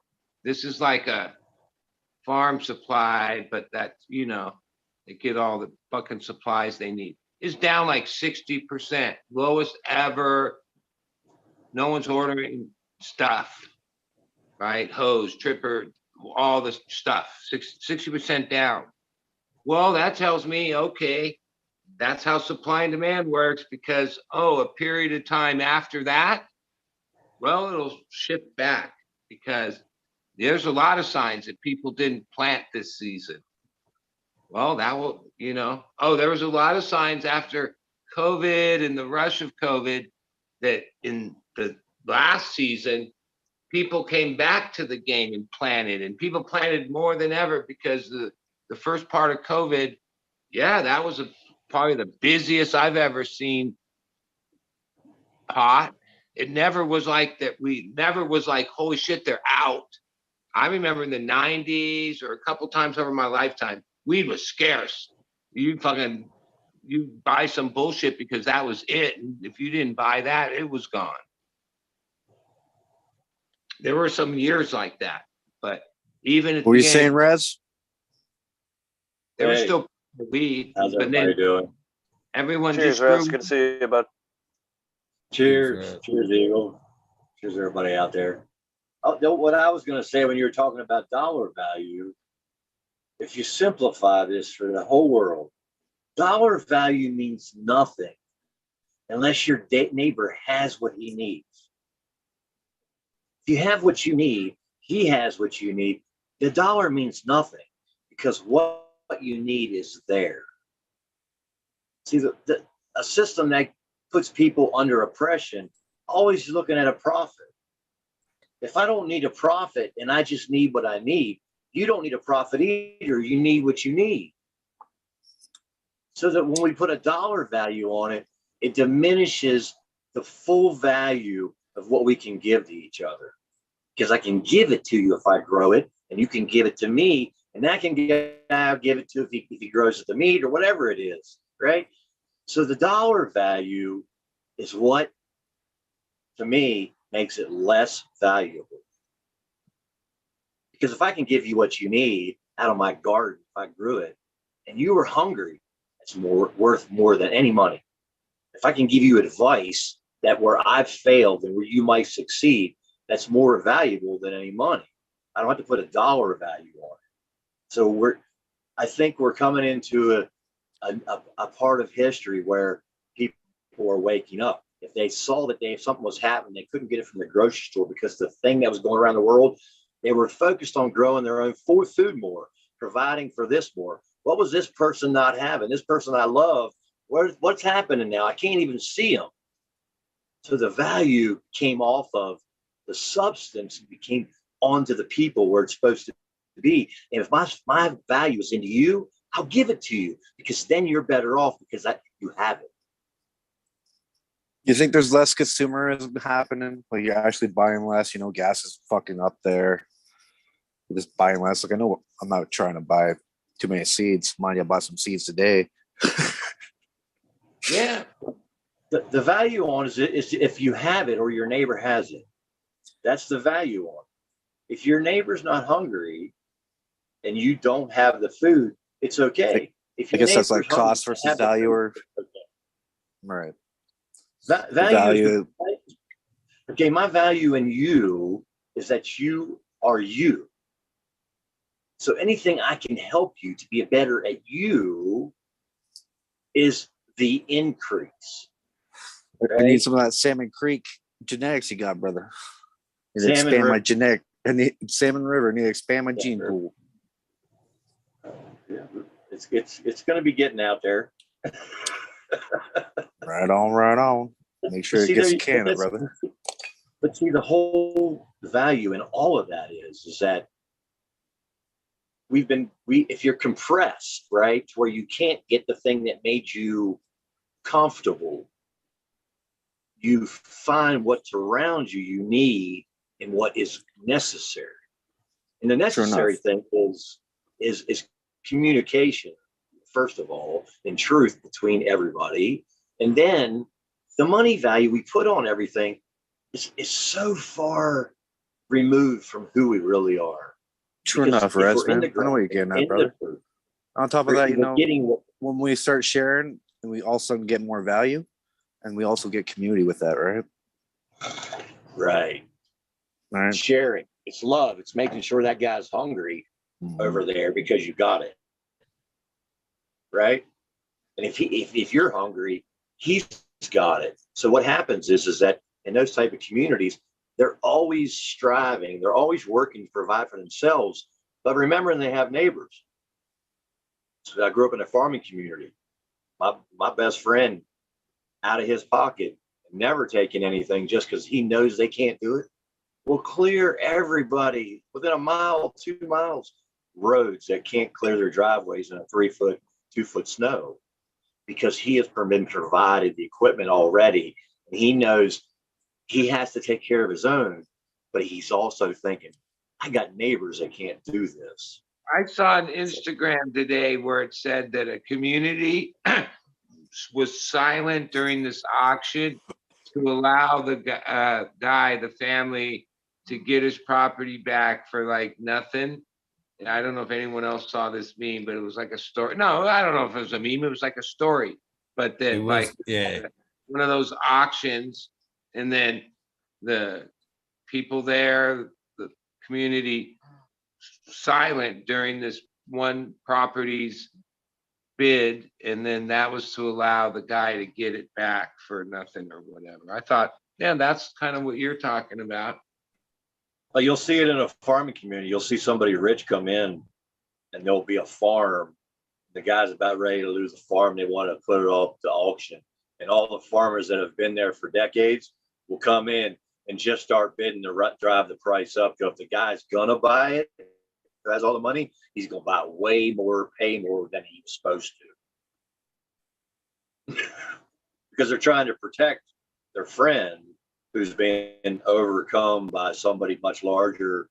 And sometimes that person much larger, like you'll see in this industry, the person much larger is the one who's bringing the pain on the guy who's been doing it forever.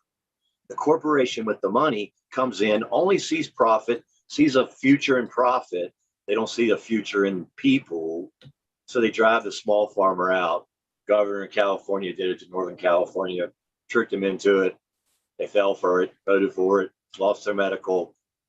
And you see what you have now. Because of they're thinking about the money. They're not thinking about the people. But the governor and the officer in Sacramento thinking about the people, you have a totally different state. And all of them get them out thinking about the profit, right? Thinking about the profit only for the people. If you got to think about the profit, it's only for the people. Because the people put you in there to do the job for them. So it's not about profit so you can be comfortable when you can get rich. It's just so you can help the people. So help the people. So put somebody in your job. That, like, over my dead body, would I ever get in bed with the establishment? I've just continued on the same old thing, the same old way. And to be honest, all this other stuff is just noise, because in that little lane, not much has changed. Number came down a little bit. Other than that, same people change, right? Money changes some people that, hey, bud. So a group of guys that me and you both like to listen to changed, right? As soon as Jerry died, something changed, right? I met those guys. I delivered pizza to those guys back in 1991 in Hagerstown, Maryland at the Venice they were staying, right? Bobby was the best tipper I ever had in life. But I saw Bobby later in life and money overtook him and his mindset changed. And I don't like that. Jerry was the balance there. Jerry was the balance. I was at show 2 days ago, and I was at Bobby's show at the same venue a couple of weeks earlier, and we'll be at the show on Saturday, and I'm friends with all that world. Never left that world either. And nothing's really changed. The music is the music. People got older. Yeah, but Bobby got greedy. I'm sorry. He changed a little bit with the money. He did. I think just even musically, that, and I'm young and I don't even really deserve to be in the conversation in many respects. I know that I'm not like by any means a true deadhead, but when you listen to I think when most people listen to the music, if you listen to the Grateful Dead, I should say, when Jerry was alive, the music that they produced, it has such like a beautiful thing to it that when any one of them individually, either Jerry by himself or Bob by himself, or even Dead and Company later after Jerry passed, I don't think that it's ever been quite as special as when they had their initial run. Well, and I think the reality is times changed, and even the Dead thing, it hit this wall where, like, how are we going to go into the modern world of the new established rules? We couldn't have functioned. Like, things are way different now. So Grateful Dead, I don't know how that Dead scene would ever have, like, that last tour had nothing but problems the whole way, right? Where the scene had gotten too big. There was gate crashers, the police, the amount of arrests, right? It had gone, the whole last couple of years had gotten to be like a problem, right? So, but like even today, it's more about the musicians. Like this weekend, I don't know how much you're into music, but there's a guitar player. He was actually Miles Davis's guitar player. That's how far he goes back. But his name's John Schofield, right? He played with Phil and Benmont Tench. That's from the Heartbreakers, keyboard. Like really just the finest musicians. They don't have a band. They just got together for this one gig. Holy music, man. These guys fucking masters of their trade, especially John Schofield. Dead, little different. Dead and Company. John Mayer, well, I don't like his personal pop music, but hey, that guy he's fucking richer than all these guys from that money, right? That's his choice. But he's a true roots blues guy, and he can play the guitars probably as good as anybody in the world right now. right? At He his pops prime. into shops. He just does little private shows around here. Yeah. And he played at the Troubadour like over the weekend, supporting his friends like punk band, or he's about music, right? So I have that. And hey, Live Nation and the amount, it's the same thing with sports. Can you believe the contracts that are handed out to players in NFL or basketball? Well, that's based on how much money they charge for tickets and how much money the arena makes, and the players feel like, well, they're coming to see me, give me my share, right? And that's the same thing in music. Like, hey, what do you blame them that the fucking game changed and now they're offering tens of millions when they used to only offer 50,000? I don't know. I don't blame them for that. It's not the it's not the money. Wait a second. When I say he got off on the money, it means that it restricts his creativity. So in him, Jerry would just let it roll. Jerry would let it roll. Jerry would let it tell him to roll with it. Wait a second. Jerry would tell him to roll with the mistake. Bob doesn't like a mistake. So Bob will correct himself in the mistake to the point that it diminishes his character, of what I've seen.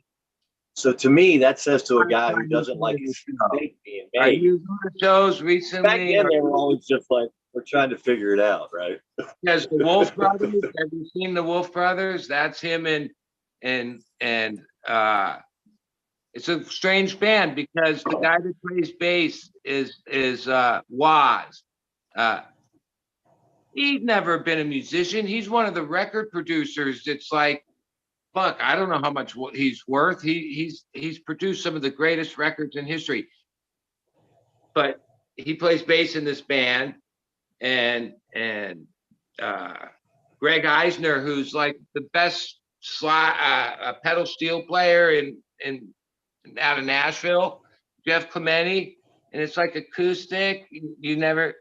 That's his band that's been working the last 2-3 years. They're playing at the Warfield in October. You should come. It's hard to have a judgment about it if you're not actually at the shows. Well, no. I'm actually gonna go see my first one. This the 29th will be my first experience with the Dead. I'm kind of looking forward to it. I'm looking forward to it for you because scene is as live as ever. I mean, times have changed. That's what I'm saying. Like, yeah, the world of like the crazy Deadhead world. That fuck, dude. How could that exist today? It couldn't. It doesn't. You can. I enjoyed the mistakes on stage, right? And I guess there was a show I saw a couple years ago that when they did it, that show in Mexico, they had it up on the page, and it was I forget what he was playing, but Bobby made this mistake, and it was so awesome because he went right into the next, but he had this tweak on his face, and the crowd loved it. And guess what? The next day, they deleted that out. They edited that part of it out. And when he edited it out, I went like, oh, Jerry'd be telling you, no, that made it. But it was just that edit. Wait. You're talking about any of the streams that are playing in the sand. That's nugs. Broadcasts it live. No one edits it out. It's like a live stream. And then people that purchase it have. No, it was on.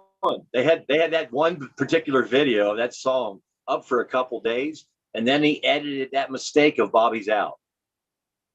Because I was watching it every time, because that was the most part. That was the enjoyable, because it was just a slip up that was in like you would be on a show. Because you'd say, Gary, Bob, he lives his fucking life. He plays music, lives his life. There's a team. I know most of the people, right, that are his assistants and managers and the people from the Hollywood and all that. They do all that shit. He might look like he's active on his Instagram. He doesn't post shit on Instagram. That's all run by the people that work for him. He lives his life. Sure. He's 80, 76 years old. He doesn't like. Yeah, well, whoever Do that you need to mistake show out of playing with the stand, that's that. Do you need to show proof that you have the shot to go to a concert? Because the one that I saw in Arizona, their first one back after the pandemic, you needed to have the shot. I don't know if it's like that anymore or not, but That's been over with now. okay. But there was a time that you had to have either a test. I was thinking, Jack, you son of a bitch. You know that ain't happening. I'll give them the negative test. Shit, that's easy enough. 4 of my 5 friends that went to Jazz Fest dropped like flies with COVID, right? And that was one of the first. Jazz Fest was canceled, and then there's Jazz Fest this year. It was pretty good. It was the full 2 weeks, and yeah, no, not like anyone got that sick. They tested positive and then had to wait around a few days or whatever, and then they were negative. But yeah, it's out there still. So I gotta give Thunder Dan a shout out. Banana Daddy definitely has me slowed as I describe it. Very heavy on the eyes. Pretty good. Well, after watching that video and he handed you all that weed that everybody gave you, I'm thinking you got a nice selection there. I do. And I was at my own event during the same time, but I would, like when I was standing around in line or whatever, I clicked on Instagram or the YouTube, and I didn't have volume or anything, but I was like watching, and it was like, I was like, yeah, all the way across the country, totally different thing. And same thing, people walking around, partying, you know what we do. And there I was 3,000 miles away and a whole different thing, but like basically doing the same thing. That was what and I didn't have to hear what you were saying. I could see it all because it was the same thing, you know? Man, I love that shit, man. For me, that is, them cannabis events are like my dead events, buddy. You know what I mean? I'm starting to think I could be like a cannabis event in Gypsy. The dead shows. Hey, Eagle, they're better sleeping in a camper than they are on the ground. You walk into that camper with those guys, I'm like, yep, this is the way you want to be sleeping. Man, I love that feeling. But you know, I can tell you this much. I did sit down and with Mendo Dope there and talk to them about like how strong I believe that the Weed Nerd world is getting, the camaraderie. You know what I mean? I said Sub would be fucking proud, man. The Weed Nerds now, man, one down, whatever, man. We're trying to help each other, all that shit. I said, man, we're trying to come together I says, you know, it was a Weed Nerd Nation, but I said, now it's a Weed Nerd world. And now it's a little while we can't figure out where to have it, but we definitely want to have some type of gathering. He says, man, Mendo Dope will 100% be there. You guys put something together, we will be there. So that's fucking awesome. So we can spin, if we can spin our web, we can have Mendo Dope there in a private search. Well, I mean, it just takes organization and will, and you know, I think if you pulled the trigger, yeah, you already know the community would be there, and the ones that couldn't would be trying as hard as they could to be there. Watch whatever stream is available. You got to go out to California, Eagle. They were telling you to go on the farm with them and shit. That sounded pretty badass too. That's an offer you can't refuse. Fuck yeah, dude. And you got to go see the other fucking guy. Emerald Cup. Yeah. There's a few offers to go out there in Cali. That's what I'm saying, man. I could actually gypsy for about a fucking year. Just pop off from grow to grow. Hang out, good folks. Weed nerds around the country, like yeah, hell yeah. And the reality of like what seems to there's the big events, the big illegal official events like Emerald Cup or I guess High Times or couple other ones. But what seems to be the cool ones, or what they're like that you can get away with, and are the ones that are people are. But a lot of those are like not really invite only, or they're sessions, or like there's the Secret Cup, or Jack probably knows more. I can't think of all the names. Masonic gets invited to them all. But they're like more like 100, 200 people type things. They had one up at the third gen family farm they have every year.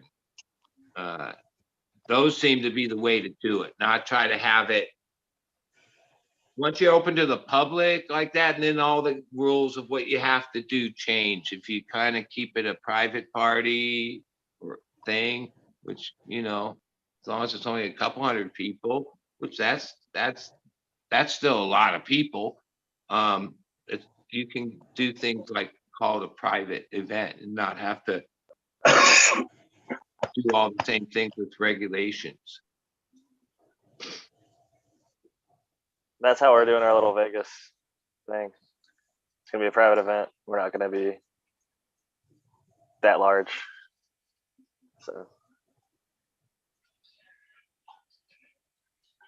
I think you'll I be definitely think that's- surprised, Jack. I've already heard, sat there and sitting in the circle, over the last weekend and shit. You going out to Vegas? You going out to Vegas to have their thing? You never underestimate the power of the weed nerds, the cannabis community. I can tell you that. The beauty is we're going to be going at a non. The last couple of years have people bet that people are at a place this summer and going forward that they want to do things. Like, even though they wanted to the whole time. That and the other. Yeah. Like, I feel that in the music thing and the cannabis thing. I think you're right, buddy. I think that everybody being locked in from the pandemic made them hungry for more human contact. But one thing's different, though. One thing's different. We were all forced indoors and had to take our friendships to the internet, and it made it more broad. You know what I mean? More nationwide, more, further out altogether. And then it made broaden everybody's horizons a little bit on where they wanted to go. You know what I mean? The shit they wanted to do a little bit. And I agree 100%. Even this weekend, I have like my show people. Some of us have been doing this shit together for 40 years. We come from different places. Sedona, and some live up north, and I live down here. But we, come together for certain shows. And we were hanging out all night, smoking and partying night before the show. And some of them know. I'm like, yeah, I'm kind of part of this thing, the cannabis community, Weed Tube. I have my own way of describing it. I even go on a couple of these shows and they're like, what? And they're like, what is it? And I'm like, yeah. It's like, yeah, these people, have you met him? I'm like, well, one or two, like, because Captain 420, they know him.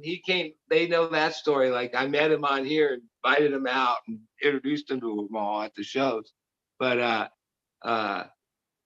yeah, they're all weed, cannabis, whatevers. But yeah, they're like, they don't even come on. They don't do a social media, or they're just doing what they do. You know what I mean? But yeah, broaden my horizon, My whole circle in San Diego is not online. Like, my weed community here in San Diego, not a single one of them is online. Like, it's interesting how, like you're saying, a lot of these people just aren't, depending on, certain age groups aren't as inclined. Yeah, like, well, I know a lot of people at the shows that I've known for years. I don't know them personally. I just know them, but we say hi to each other at shows. I know they're cannabis people. They make their money the same way I do, or whatever. It's common, right? Yeah, a lot of people just do their thing. Not that they don't have a phone, not that they're like whatever, but yeah, they sometimes when They've already got a system. yeah, like A lot of people come on here to learn and then become part of the community, or just are coming on here to see like what's out there. But some people don't have the same curiosity, I guess. people, to be honest, even what made it that I thought this, like I've had a girlfriend for like 3.5 years that works and lives in Abu Dhabi, and we FaceTime, right? It's weird that that's, even though sometimes when I answer the phone to a friend, I'll hold it like it's going to be FaceTime, when I realize I don't do that with anybody else except her. And we never talk any other way, right? But then that made it like more comfortable to do that. And then that made it even how I end up here, right? Like, and then I've noticed younger people, I've seen people out in public where they don't talk on the phone. They're always FaceTiming their friends. You know what I'm saying? Like, and this is just an extension of all that, right? This is just a community within that.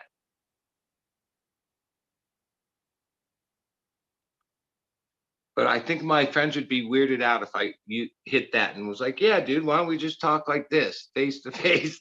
My buddies would be like, what the fuck, dude? Turn this shit off. You know what I mean? So Eagle, to get Mendo dope, what are the steps? We just got to pick a location and figure shit out from there. Yeah, because I thought I asked him about getting them, to an event, but getting them to us was two different things. You know what I mean? I'm like, so if I'm talking to, because I wanted to come back, I mean, so I was like, so if I'm talking to somebody, I want to try to get them to get you here, what's that process? I went through it, but I'm like, so the event, we got talking about the event. He's like, oh yeah, there was just no question. It was basically like USC, location, please. Send location. That's exciting, man. Well, I'm sure like anything like that, there's then the thing they need X amount of sound or stage, this, that, what it takes to perform. You know what I'm saying? No, man, they did that shit in the garden all the time. They set that shit up, garden. Boom. We get the cannabis wrap, we can get canna chronic, we get a little bit of cannabis rock. And try to get it. That's the thing. That's the one thing that I've said for so long, man. The Canna community is so fucking talented. You know what I mean? It'd be nice to see more and more of what we've seen lately. You know what I mean? Maybe some blues. I'd love to see some blues. You guys like that Johnny Green Thumb? He had a little blues going. That shit going. I seen Shredder jams, Gus jams. You know what I mean? There's a lot of modern plays bass. There's a lot of good folks, man. We got Eagle Stock in the making right now. Hell yeah. The flock is meeting up at the stock, Eagle Stock 2022. Heard it here first. There you go. Mendo dope. It's out there. It's in the universe. Sub headliner, Catachronic. Make it a tour. 3 stops: California, Vegas, and then back home where you guys are. All of us go there together. That'd be badass. The beauty is with like Airbnb and Verbo and all these other little rental options and hotels opening back up now. If you plan it in a you wouldn't plan it on the 4th of July, right? You want to plan it in a time that's not super high travel, so it's cheaper to travel, and then there's more bookable rooms available at lower prices and stuff. No, if you knew me like yearly, man, 4th of July, that'd be when you said probably not 4th of July, I was thinking that's perfect. We would blow shit up too. I can just see myself just the whole time, like the fucking bands are playing, just ass and elbows. Hell yeah. Well, I love that. I can tell you what Jack's Probably saying. though. I'm flying to JFK on June 30th and then flying home July 2nd or 3rd. And the weekend is like June 30th. And the fare, highest I've ever heard to New York, unless you go JetBlue or the discount airlines, which are still a lot too, it's basically 1,000 to 1,200 round trip from like LAX or San Diego round trip nonstop. You might better get it down a few hundred if you want to do like some crazy fucking 19-hour fucking layover bullshit or something. But yeah, when normally and when you looked at this one calendar that shows you the low fare for months in advance and all that, yeah. If you fly the following weekend, oh, it goes down.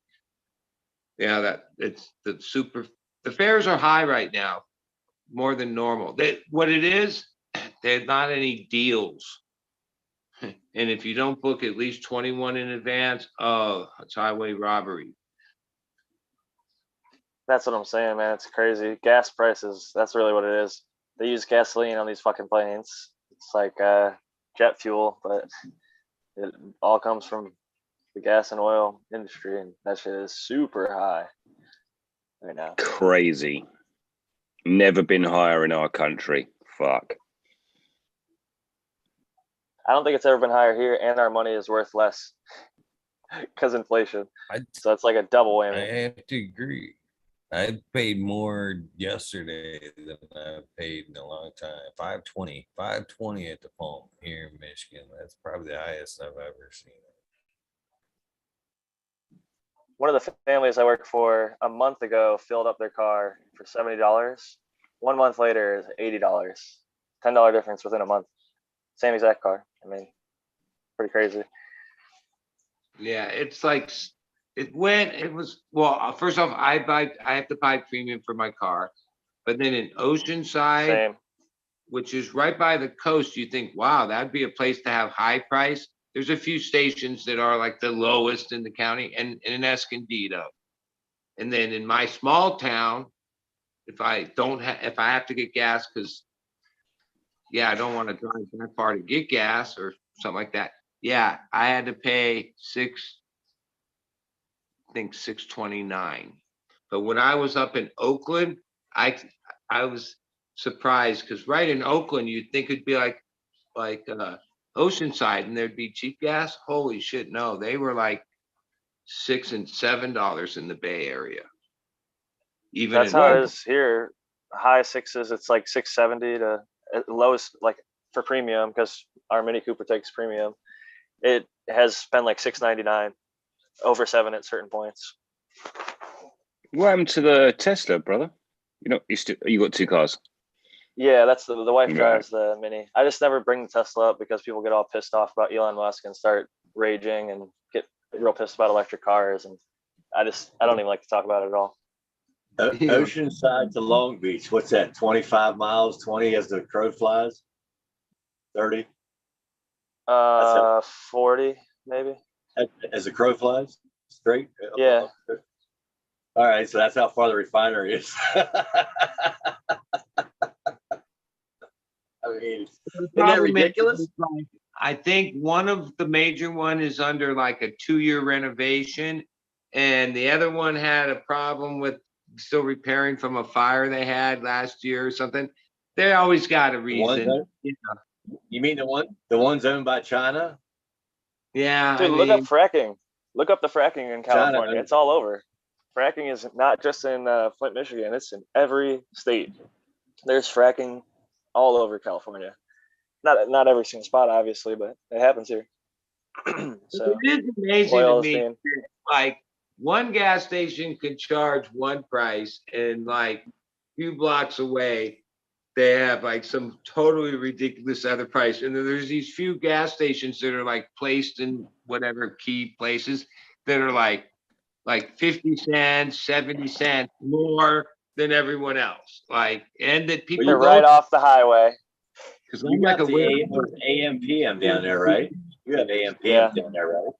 Well, right Yeah. across the street will be any major gas station, and they're always 50 to 70 cents higher. And they're full. Here's the thing: the gas is not even where they're making the fucking money. They're just trying to not lose their ass on the high costs. They make all their money on the Gatorade, cigarettes, lottery tickets, booze, ice, random shit. It's called like gas is like really that's their loss leader. They try to get their got as cheap as they can do it without losing money. They don't make anything off lottery tickets. They make like 0.5% or something. Fucking have to deal with that whole thing. Like get people to buy a game. It brings them in though, people consistently, and then they buy other shit. There was one. I stopped on what you were saying, Jack. I stopped, come to the high desert because the money's different, right? You stop at the one down the road and the guy goes in and he don't care if the gas is private. He's retired. He's Iranian. He's somewhere from over there and he's sitting there and it's his write-off and it's where he hangs out all day. And if you buy expensive gas, you buy expensive gas. If not, you're going to buy something out of the store. And if not, it's a write-off. And he's just sitting there with his feet propped up, you know, because he's... I mean, if you own your own business, you should be writing shit off. Spend that money at the end of the year. I mean, but he didn't care. He had the attitude when I walked in. I asked him about your gas price differences because I was buying something else. And he was like, "No, down the road." He said, "I don't care about that. This is my business. This is what I want to do." I was like, "Oh, okay, cool." Well, that's how those places exist. Oh, they're all up here. They have them up for a couple of years and they shut them down and the property sits there and it's a tax deduction and they open another one across the street. And I noticed, don't ever think you're going to the cheap gas station and think that they have like a working fucking bathroom because they don't. Okay, I don't even try because 9 times out of 10 somehow it's out of order. There's the rare gem. There's the rare gem. I've seen a few TikToks with like beautiful bathrooms. You get what you pay for, right? That's funny. That's the truth. I've never seen that before where the guy just has his building and he's out there. He don't care about his price is $1 higher than everybody else's. If they buy it, they buy it. I'm just sitting here. It's my business. I'm retired. It's what I decided to do. I'm like, you got your write-off. You take your food out of the store. You take it home. I know how it works. You're writing white papers over there, green fingers. Yeah, you can shit anywhere, guys. You just gotta have a roll of toilet paper. Or a sock. Just wear 2 socks on 1 foot and you can literally shit anywhere. You're just gonna be sockless, you know? I'm pretty sure that only flies in California, green fingers. That's only your guys' state. That's not acceptable at all. What is it? What'd you say? If you shit here in San Diego, they'll take your ass to prison. It's if you're improper use of disposal, they'll arrest your ass here. You'll get a bill for it. We're not a San bag Francisco. fits around your ass. You can just like a bag fits right around your butt perfectly. You just poop right into the bag and you're good. 90% 90% of people that walk dogs have like a leash that has like a little thing on it that has the little baggie and the whole thing. And I don't know if they arrest you or whatnot, but yeah, it's like it's peer pressure. People will yell at you if you don't pick up your dog's poop if you're walking along and dispose it or whatever. Take it home with you. Don't leave it on my yard. You know what I mean? Which I get it. I'm talking about human shit though. We're talking about human beings. That's a whole different story than not picking up a dog shit. That's one thing we do.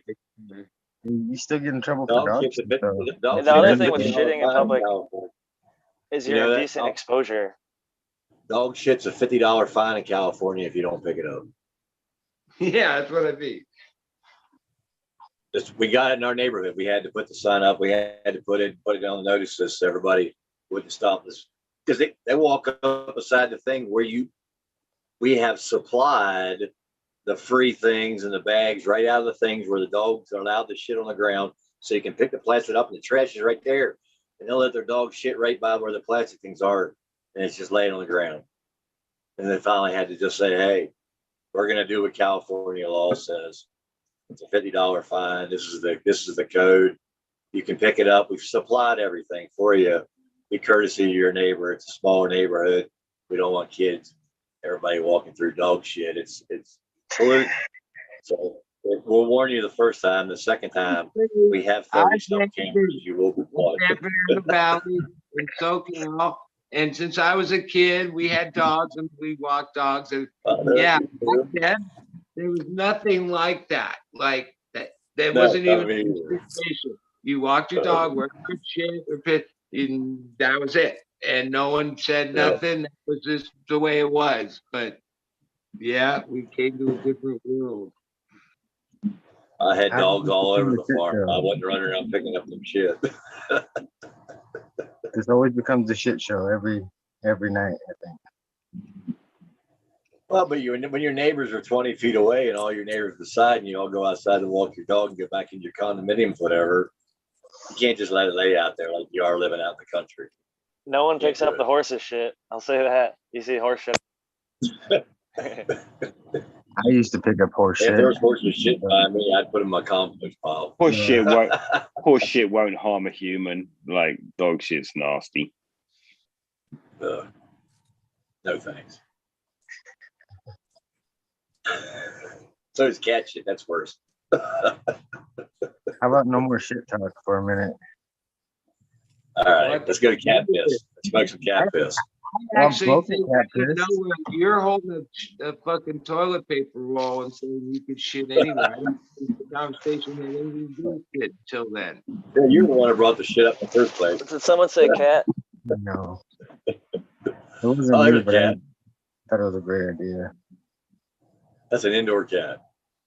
Where? I want my screen's backwards. There you go. This is Tallulah, my Maine Coon Persian. Little Craigslist rehome. She was covered in fleas and getting beaten up on by the dogs that she was living with. So we gave her a nicer place with her brother Sanka, my Rasta cat. He loves growing the plants with me, eating the leaves. The vet told me it's good to prevent fur balls. So I always let him trim the lowers up for me when I'm de-leafing. They seem to like them. I gave a clone to my neighbor. Then I put it from a 16 ounce to a gallon. The taller it got, the cat just got up, bent it down, and ate all the leaves. He said, "It won't hurt it, will it?" I said, "No." I said, "I know people online, their cats eat them all the time. It's probably good for it. Cat likes it. If it wouldn't good for it, that cat would not eat it." Yeah, I had a cat for maybe 15 years, Luna, and it wasn't like all the time, because when that place, the room was like in the house, but the door in the bedroom would be open when I'd be in there. But like every once in a while, maybe once or twice a month, she'd come prancing in there, get up on the tray, and just munch lowers, right? And usually, a few hours later, somewhere I'd find like a fucking pile of fucking gagged up puke. Like it was like a way to like regurgitate her stomach or some shit. And I've had dogs that do that too, that not on weed. They would like every once in a while want to eat grass and shit and puke.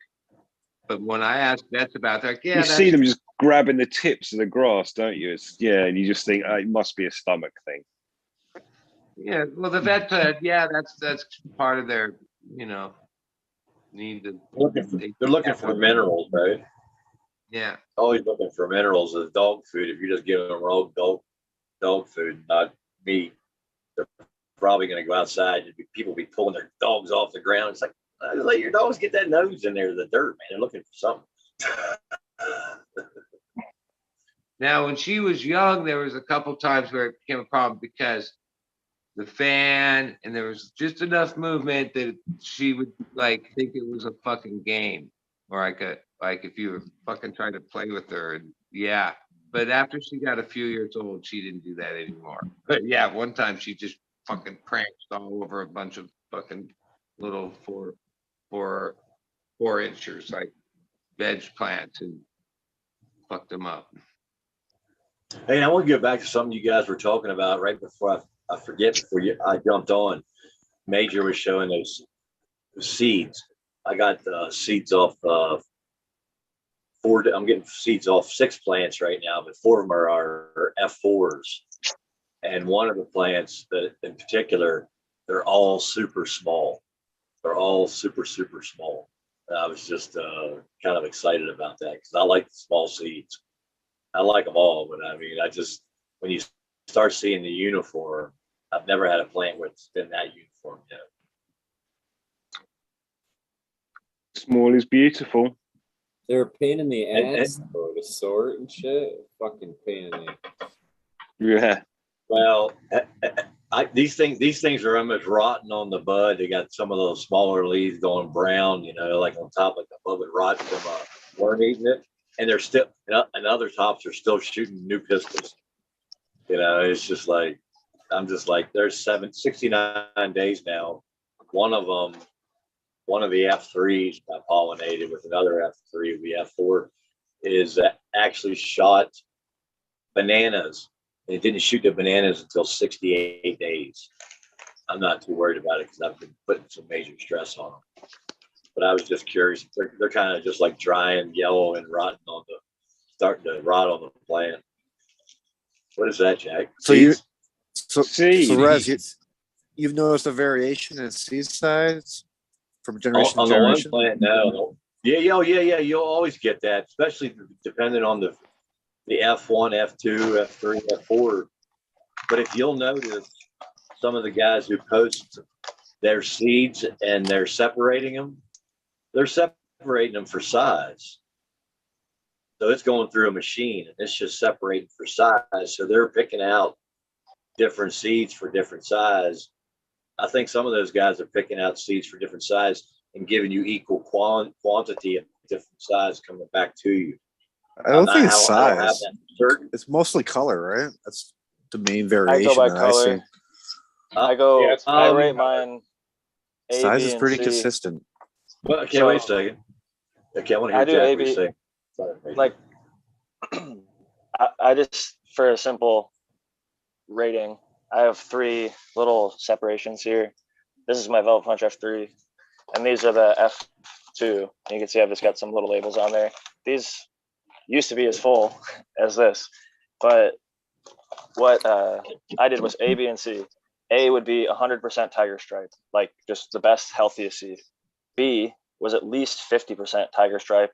The other side would be like a gray or a brown or whatever tan. And then C would be maybe some tiger striping, but mostly tan or even a little bit white. And anything that was like failed the press test, if it was like white, I'd try and press it on the table. And if it smashes, I'd just crush it or eat it. But those were my A, B, and C, just like categorizations. And I only sent out A and Bs to testers. Did you see variation in size? What's up, Johnny? Generation there, Jack? I could look at them side by side. Cheers, Johnny. Johnny.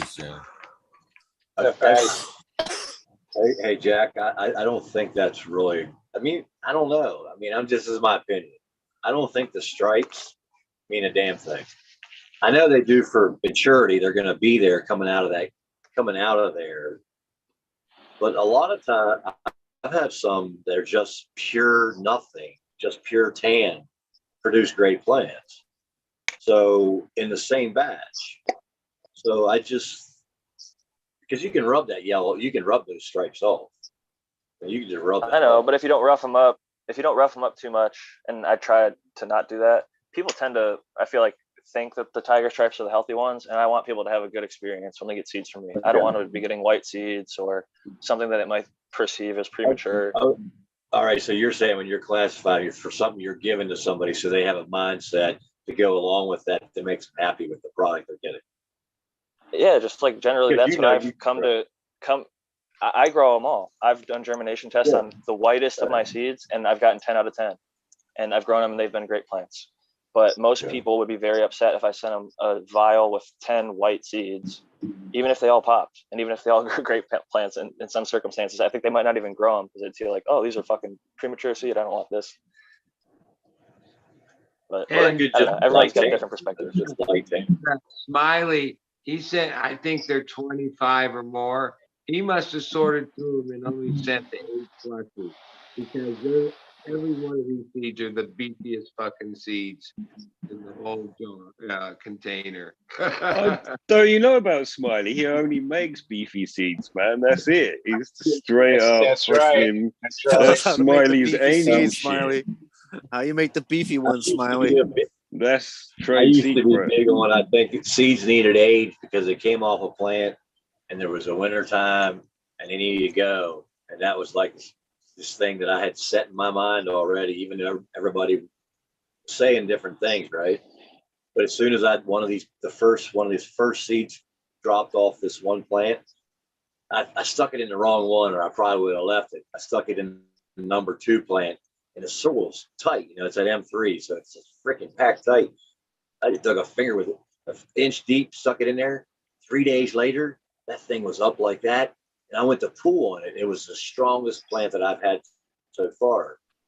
It wasn't in the like soft medium that I normally start everything in, that you could just grab it and pull it up. It was in that tight pot. But I was like, damn, that thing fell off the plant. I stuck it in the soil, came up. I guess my aging process is out the door. They So- certainly don't need to be aged, but it can help overall germination rate. Sorry, you go I ahead. keep them in the fridge. I keep them all in the fridge. Oh, well, I was just gonna kind of direct it back to Smiley there a little bit. Major ask him how do you get the beefy seeds there?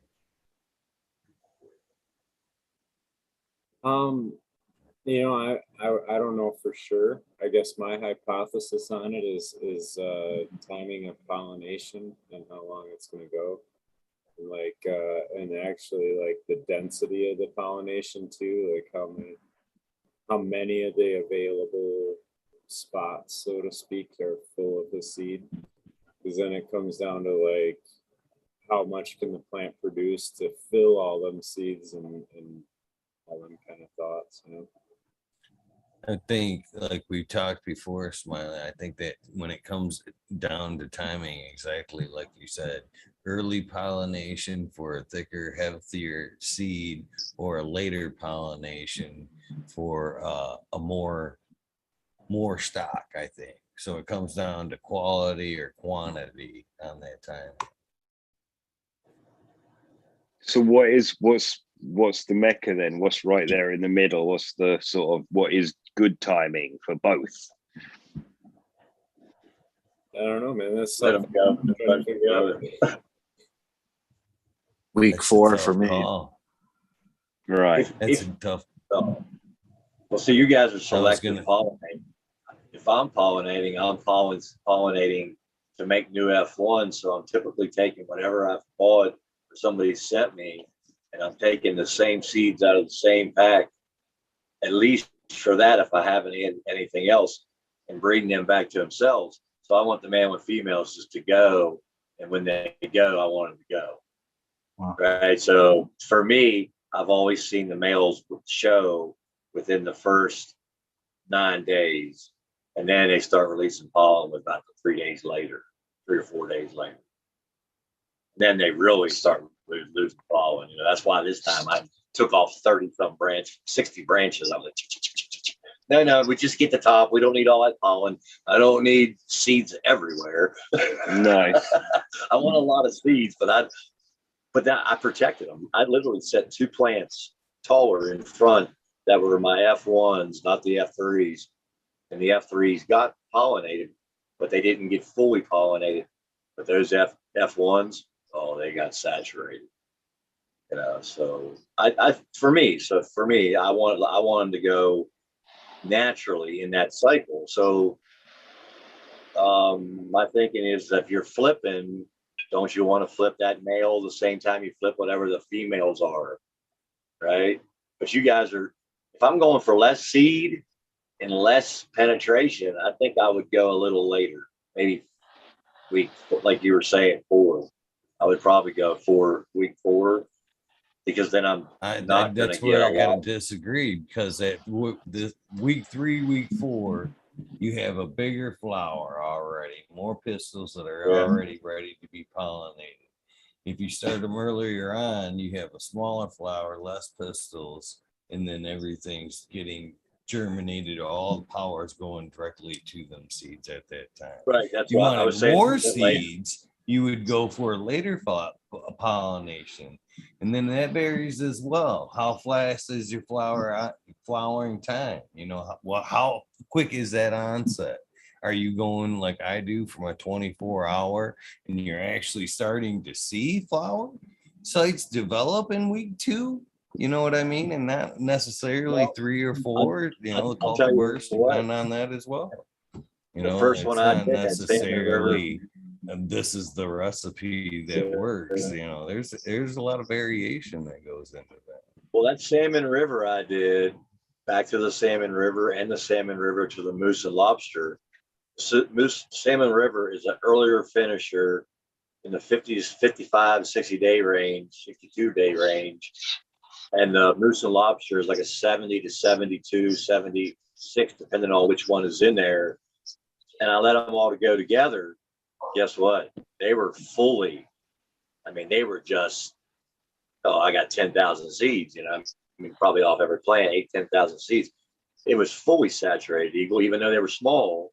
It was like they were small, they still grew into it. And I only left that male in. Well, but here's what I did. I took that male and I rubbed him over every plant. I took him across and rubbed him on every plant. But it wasn't like there was empty spots. I didn't have no empty spot without seeds, even though it wasn't that far along. So is it possible it all gets pollinated in the beginning and passes it? Even though there's some coming later? Seems like it. I don't know. Get down to, did you harvest 100 seeds or 1,000 seeds off the plant? And I think Eagle's implying that if you waited to this one period, you would possibly, I'm just making up numbers.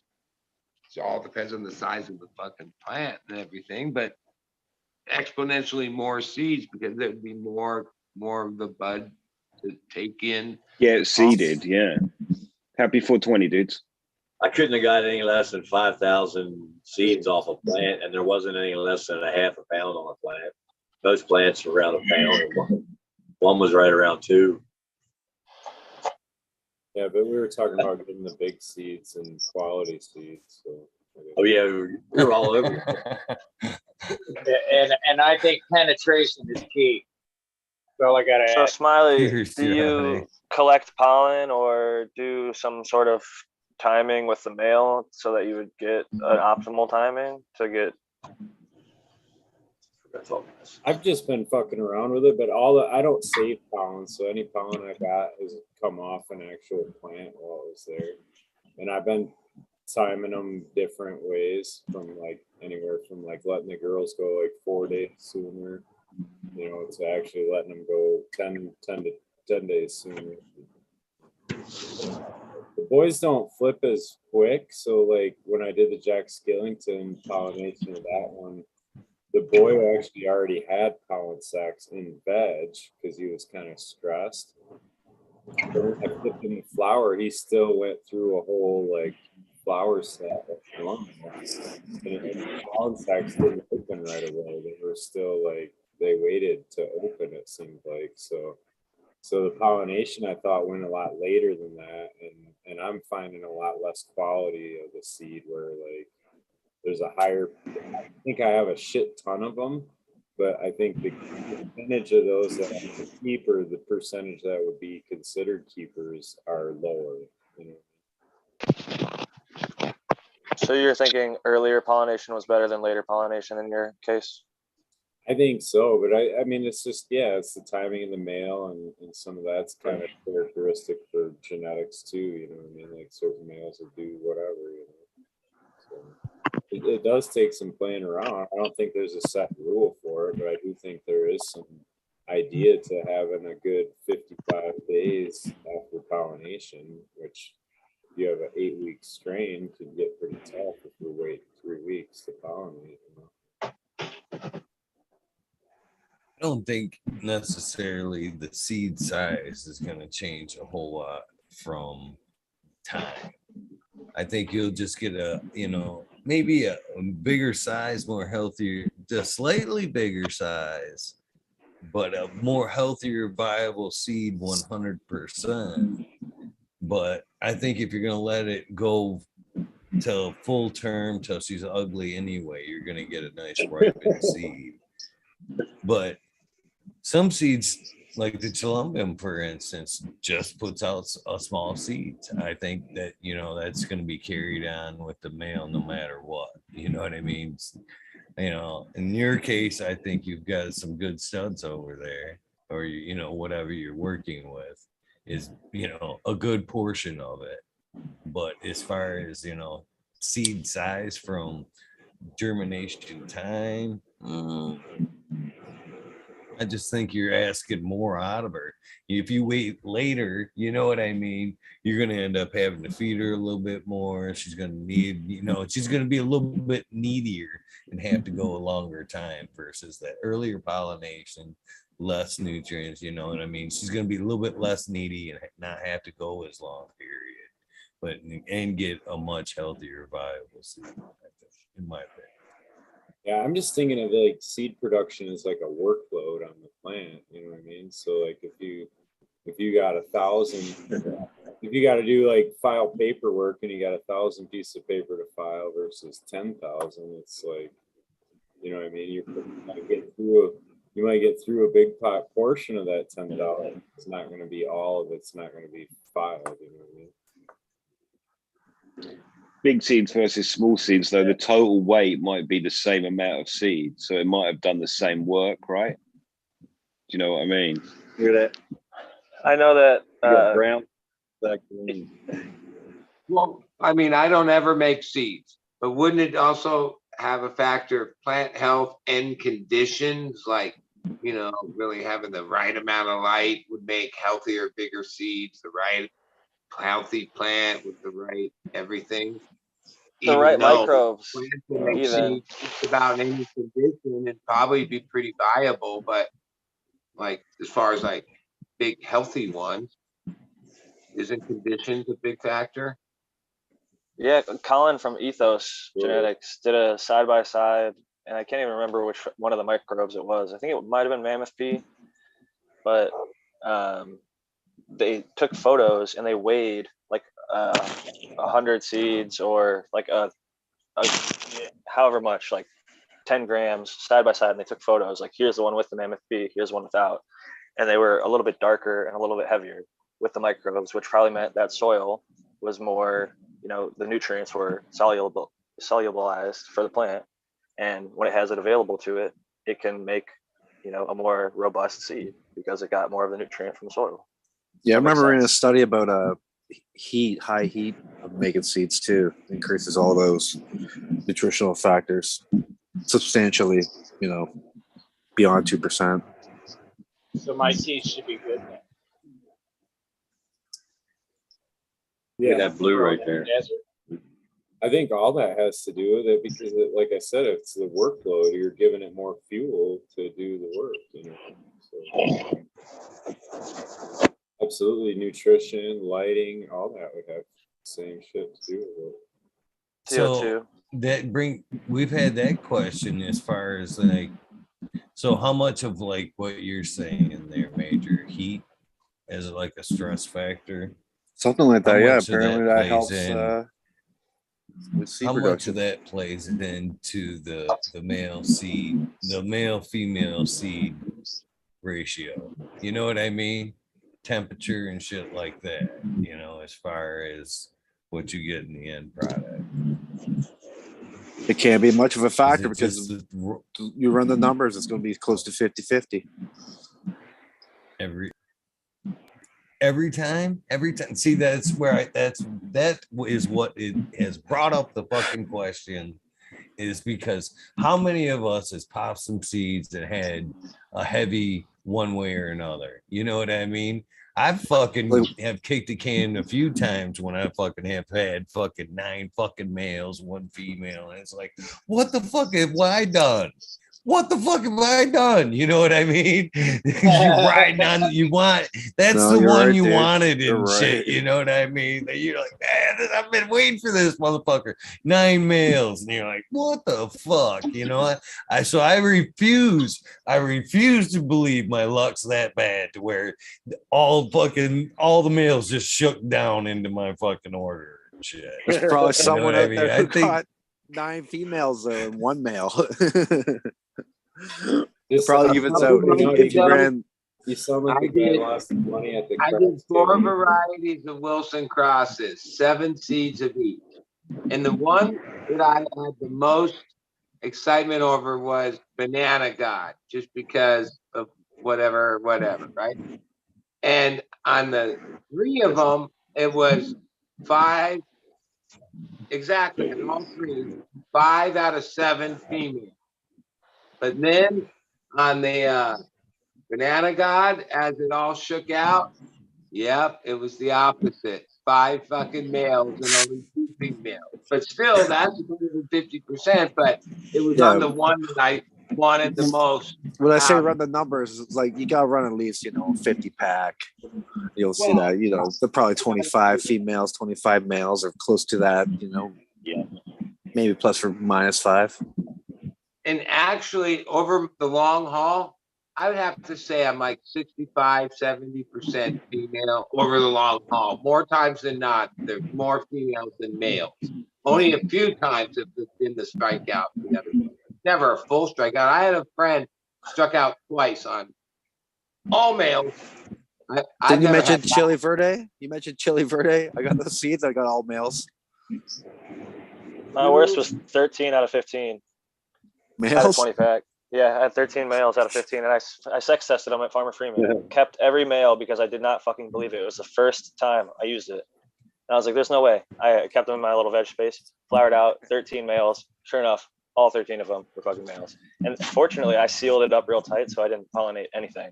I killed those fuckers as they were about to start dropping pollen. So, yeah. So that's what I'm saying. There's got to be something there.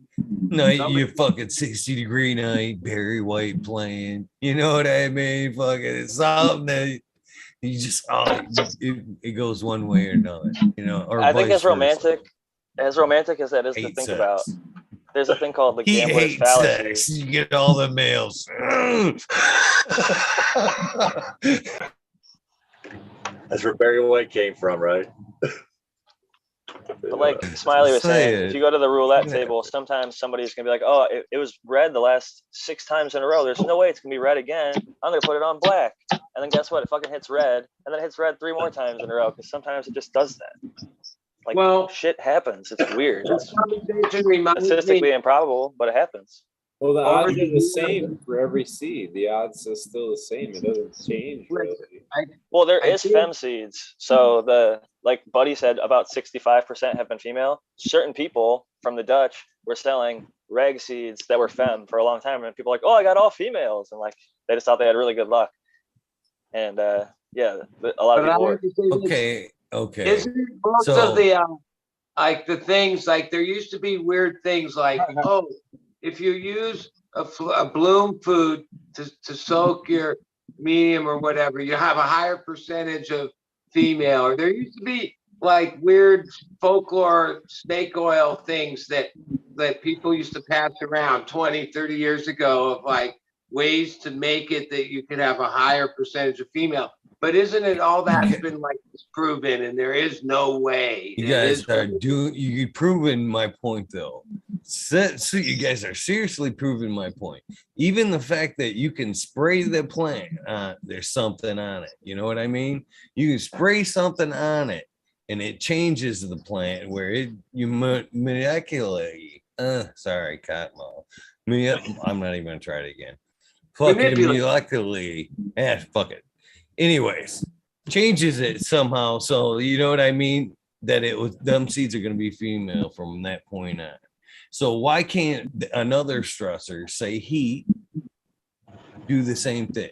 That's what I'm saying. Why can't something naturally do that to the plant? Because 2 females can't make males ever. So if you take a female and turn, they can make No. something that looks like a We're male. just talking about. I get that. See, what I'm saying though is the way the plant is, you know what I mean? The only thing that when you're doing is, in the case of a fem, is you're spraying the plant and it's producing pollen, okay? But that pollen is or more leaning towards the fem side, okay? It can only But produce I don't XX. It doesn't have a Y chromosome. It can't make male seeds. It's an impossibility. The only way that it can happen is cross pollination. Same. Okay. Same Okay, factor. but wait, I thought we were talking about regular. Let's reverse it. Let's reverse that then. Okay. Let's say the stressor is on the male side to when he releases his pollen from heat stress. You know what I mean? He's blocked out that chromosome. You know what I mean? The likelihood. Oh, we talk about epigenetics, leaning more towards the male side. So he gives both the stress an X factor or a comes Y. from the male. Or Let's it's a say the plant stress factor goes to the male, not the female. Right. Just take it back the other way. Do you think that pollen, when it's already male in the sac, is already fucking lined, or does the time, the conditions determine of it at the time of pollination? Male determines the size, female determines the sex. How about that? Or male determines the sex and the size. And here's like experience I could say about feminized seeds, my own, in the last maybe 10, 15 years. Because I was like a staunch regular person for a long time. Because my first round of feminized seeds going on 10 years ago, yeah, worm was an issue there, frequent, also all over the map, right? Right? You really had to pheno hunt them. At least the 3-4 breeders, I'll leave them unnamed just because it's not about that. I've been running good amount of their gear, more than 10 or 15 varieties of each, feminized. I've come to a point where there's no reason to even pheno hunt. These fuckers have got this shit so fucking uniform, right? And whatever the changes they did and how they make them, which I think that had something to do with why the old ones were like not near stable and had issues compared to now where, fuck, like I say, they're all the plants, not like there's any variation. They're fucking all the same. They were selfing everything before, for the most part. It was being stressed, and then the only ones that were making seeds were Hermes because they'd run it too long, where they do stuff like overfeed it, where like Soma would put like a lighter in there and flower his rhodolization and running it late. But the new methods where you can spray like silver thiosulfate or colloidal silver, and you can take a plant that you've tested and tried and found out is pretty hardy and won't herm on you in 99% of conditions, you breed with that one and then cross it maybe to another female. And the reason you can lock down traits so quickly is you know what both females look like. You know what both flavors you're bringing to the table are. Where when you're breeding with a male, you're kind of a mystery on one side of it. And then you know what one side of it is, but the male is kind of, until you work with it, you don't know. So it's a lot harder to lock it down. Since I live in the land of nanners, is this a possibility? Is my question. Is that some of those nanners probably show up earlier than the ones I've seen at 50 days. If a plant was pollinated, open pollination, but for some reason, I don't know what happens here. The hermaphrodite shows it down below and it has full sacs. And the nanners way of showing it is just later in the buds. Is it possible that showing up in some of these plants at like 4 weeks and they're going all the way to 9 weeks and they're having fully germinated seeds that are both open pollination and nannered? Are the nanners all female? So the any pollen that came from a female plant is going to make female seeds. To simplify that, the male has the chance of being 50-50. So I don't think that the conditions, whether it was hot, cold, or if Barry White was playing, matters as much as the male when it has that pollen in the sac. It's kind of like, from what the science, and people can correct me if I'm wrong about this, but from what I understand, Barry White means everything, man. Is the pollen is kind of like determined. It's either an X or a Y. So Y would make it a male seed, X would make it a female seed.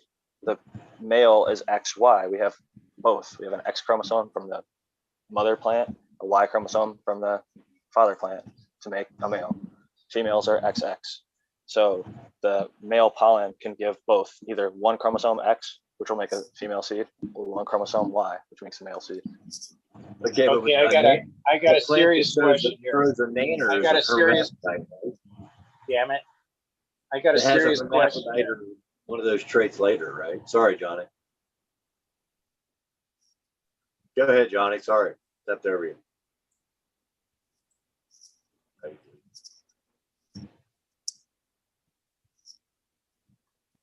Earth calling Johnny. Hey guys, I'm gonna check out real quick. It's my Step over you. fucking great combo station tonight. Hope everybody had a good one. See you guys in another one. Peace and love, Smiley. Always good, man. Thanks, you. I was just wondering if those nanner seeds produced female, all female. Cheers, man. Yeah, there'll be all femmes, Riz, for sure. Who came from a feminized plant? It would be all that. If it came from a regular plant, well, came from a female plant in a feminized, I mean, a regular run. Well, no, then it wouldn't be, right? That's what I was asking. That's what. But it seems to me, if the nanner, in my thinking, is that if a nanner plant showed early, and it was just nanners, I don't know. Are those all female? That's my question. I don't know that. I've never heard anybody talk about that. I mean, it would be whatever it is, whatever plant it came off of, right? It's not like a nanner could be a different sex than the plant. Or if it's earlier or later, it doesn't really matter. Like you could take a late flower nanner and then hermy that onto an early flower plant, and that'll make seeds, which are going to become female. Or it could pollinate itself. Like let's say it has a nanner in week 3, it pollinates itself and then makes seeds that are viable by the end of that run. So I'm totally off. So the nanner actually produces male pollen? No, female pollen if it's a female plant. Oh, okay. I mean, some people call them like the pollen sacs even nanners because when they see them, they look like nanners. They'll call them balls or buds or pollen sacs or whatever. But I haven't had any of that. I just this one here I've been pushing real hard, and it shot a couple of nanners up on the very top, closest to the light buds, at 67 days, 68, and it's in seed. Yeah, but I've been pushing it hard. It should have been done. It could have been 10 days. At that point, I'll say this: I don't think that it's likely that nanner is going to be able to throw enough pollen that late. It's already been pollinated, so the pistils have already been occupied by the male pollen or whatever you used to open pollinate, I think you're saying. So even if you threw pollen at that all day long, it's not going to make a whole bunch more seeds because it's already fully seeded. Okay. So yeah, my whole thinking was, and I didn't know. I thought every place a nanner came out, that was going to be where the seed, another one of those little tiny white seeds is. I always get one of those little tiny white seeds every time I get a nanner. That's the S1 seed of itself, probably. But my boy ran about 200 of those herm seeds, right? He kept them and he ran them. And he didn't get a single hermaphrodite out of it. And they were all femmes. So I thought that was interesting. Brandon used to breed that way. Like his Limarilla, that cross that a bunch of people love, it was from a late flower. He would take one plant that he really liked and then cross it onto another. So he had the Black Lime Reserve. And I think he ran that late and took some of the nanner pollen and then brushed it onto his Gorilla Glue and made Limarilla. And I mean, he hunted it and found some fire. And he's bred that with a whole bunch of other stuff. But a lot of the best shit comes from herms. Let's be honest. OG Kush, Chem Dog, fucking. Some people hate it. Some people love it. Girl Scout cookies, fucking Gorilla Glue. It's nature. That's like whatever nature did for thousands of years was basically that way too, right? Nat from CSI Humboldt said, if you want to look at Hermes, go to nature, go to the land races, because they'll get pollinated by males. They'll hermy onto themselves. They do anything that they can to produce the next generation of seeds. They're called like monoecious. Yeah, dioecious and monoecious. Di is like 2 separate plants. Mono is 1. So di would be like they're separate, male and female. And mono, it has technically the herm tendency. Where cannabis is, I think we could all agree cannabis is mono because if you spray it with STS, any plant will eventually flip. So it has the ability to be both male and female on the same plant. Even if like most times it won't. If you keep it healthy and grow it, you won't see it in 99% of circumstances. But you spray that STS a bunch of times, or any of these other products, or if you just ran it forever and never harvested it, like if you just run it like 200 days, right, and it's a 70-day plant, it's going to start throwing nanners at some point. Some plants can seem like they go forever too. I just keep on throwing those pistils out and keep on getting more and more puffy, just huge foxtails. Well, my experience is that years ago, a lot of great strains that I had, seeds and grant, had what you guys are talking about, late nanners. And that was always the worst because, yeah, you'd really think you were all the way to the finish line. And then certain varieties would have that late nanners. Like Jack was saying, that it was too late to produce seeds, so it wouldn't really matter. Yeah, but there's a little most of the time. If you have a perpetual, it can fuck you though. Like people that have like, you know, one thing's coming down and they got something in week 6 and something in week 4 and something in week 2. That's where you really get yourself in trouble. Buds, people with that makes like a weird taste. It's like a plants are no good. But I was just thinking about it as we were talking about it. Yeah, I haven't seen any kind of late nanners in all the different seeds I've done. Pretty many of them from different people. That seems to be something they stabilized, even though there's a clusterfuck of plants going against each other. Late stage nanners doesn't seem to be that used to be a real common thing in like 2010, 2008. That was like, I agree with you. Yeah, I haven't seen it in ages. Stable. Like that would mean like, yes, it's stable, because when it wasn't stable, late stage fucking nanners was like a sign of unstable fucking plant. I wondered if it was because I'd got better or that I'd got better at making the room or whatever. That's how I thought of it. But yeah, you might be right, buddy. They might just might just be better genetics. Combination of both. I put it as a classification, right? So these 4 in here that are all F3 to F3. The first one that, even though it's so late and showed an nanner, that'll be the last one I test out of those 4, because the others aren't showing any nanners. So I want to work with them first. You know, it's just kind of the way you classify it in my head. It's crazy. I try to get the Velvet Punch to Herm. I've torture tested it every single way, and I can't get it to Herm in my garden. But like a couple of people have actually gotten it to Herm in their gardens. So it definitely has a propensity. So I think the F2s are not going out anymore. But the F3s I'm curious about. They're about to be harvested soon. One of the phenos has got the kind of Gorilla Glue, just where it's like starting to flop all over the place at the end. So the buds are getting real fat. It's a bigger yielder than I was expecting, to be honest. But, nice. Getting excited What's the for smell it. like? It's transitioned from the kind of like funky, like rotting flesh smell to like the more sweet grape, gassy. And yeah, it's kind of heavier in the rotting meat than the previous ones have been. But I'm still a little ways from harvest, so typically it cures into more of a really sweet grape candy. And that is usually mixed with like either a heavy or a subtle undertone of like gasoline. Interesting, Jack.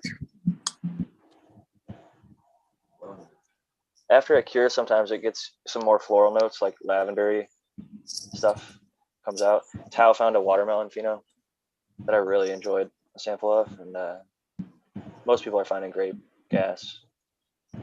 29 out of the 30 testers got purple at the F2, which is kind of cool to see. I wonder where that meat comes from. I had some of that in a Crumpets F2 I had. That has like London pound cake on one side. I think partially, at least, it's coming from the methylanthranolate, that artificial grape ester. And funny enough, it is also found in like decaying meats. So it's like a sickly sweet smell. But later it cures up to a lot more like a grape candy. And I'd say it's actually really, really pleasant. If you never smelled the live plant, you would have no idea that it's even related to that smell, I guess. Yeah. As a cure, it comes out way more candy. Like it's like a grape Smarties is like the first flavor I thought of when I tried it. I like that. I like the change as they age, man. You know, I've never had a chance to experience it. Now that I have, I'm like, that weed's a year old, that one's 6 months old, that one's 3 months old. I'm like, wow, I like them all, and they all have different benefits. You know, it's interesting to take it. My sorry, dude. My Gorilla Glue gelato has now become quite red winey after 6 months, and that's funny to have that sort of tropical turn into something that, yeah. And also, it was always sedative, but it's even more sedative now, I think, which is all those flavors of that color, you know, sort of maroony type. That I feel like that's a sedative thing. Would you say it has everything? It has a bit of an alcohol smell to it? No, or more towards the wine. Yeah, complex wine. Yeah, terps. exactly. More the sort of, it's such a weird thing to say. More the maroony, the very much. Yeah, it feels like an evening. Yes, it's like red wine. It's like as it goes from, as it's aging. That one there, as it's aging, it goes from the lighter red, more of a Pinot Noir or a Merlot or something. And as it ages, it gets more into that darker flavor. And for the one I have, as it gets darker, the chocolate that was there is darker into it. So it's not really chocolate. It's just more like a Sauvignon. It's something that's there without the bite of a Sauvignon. This actually had a bit of chocolate that you could take as chocolate earlier in it before it cured. Yeah, because it would, I think, from that Gorilla Glue, really. Yeah, but it's that flavor. Do you notice that flavor is getting some? You'll notice if you think about it, maybe it's somewhere deeper into it. It makes it a deeper, like, you know, it's like a steak. You know, if you let a steak cook longer, that's the way I think about it. Anything you age gets cured deeper. meat, cured cheese, all that stuff. It's an art. The more cured it is, honestly, that stuff actually gets more valuable for cheeses and meats and wines in many circumstances. And hashish. Hashish, he said before he passed that he believed, Buddy, I think, said cannabis ages like milk. And I didn't cut in to say that Frenchie would say hash is sort of the one exception. It gets better with age. That Temple Ball, once you make it, some of the properties actually change. You could test it 6 months later, and it's one terpene profile going in, and then there's something like 6 months in called hashishene, which isn't really found elsewhere.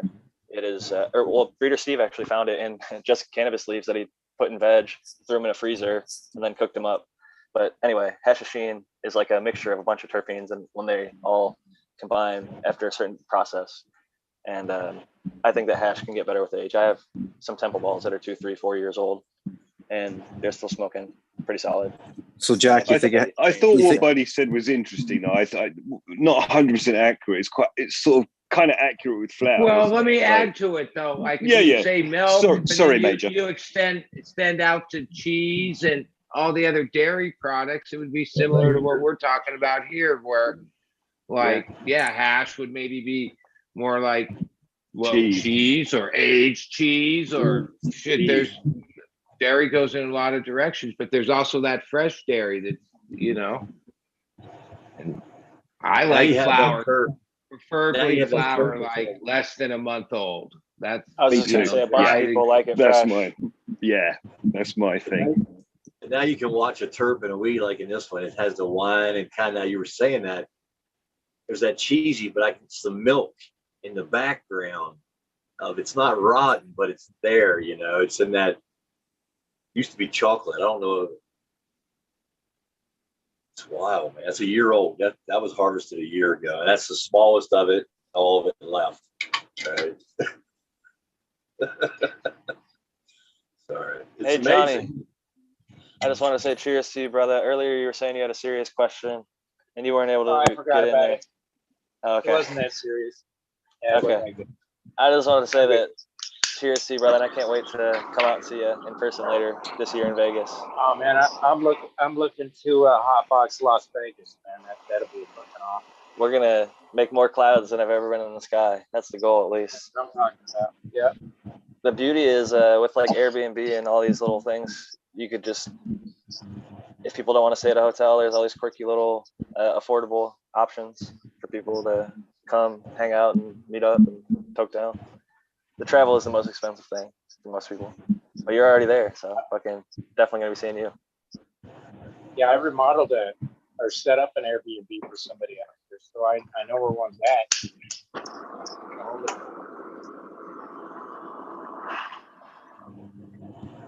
And we never got an update. Never heard about your neighbor situation that was next door. Is this the guy that moved in and wasn't supposed to be there? Oh yeah, that was yeah, they got hauled away that night. Okay. Yeah. Yeah. You know, that's what happens when you live in Crack Alley, man. People just vagrantly walk around and they say, "Oh, me and my backpack are gonna move in." But did that guy get out of the hospital and come home?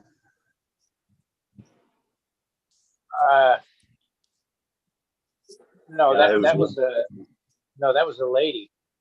Oh. Yeah, that was my next door neighbor lady. And she's I think she was committed. She was committed? She was, yeah, because she was lost. She was Don't drink the water, Johnny. Don't drink the water, man. Oh, I don't, man. Bottled water all the way, even though it's probably poison too.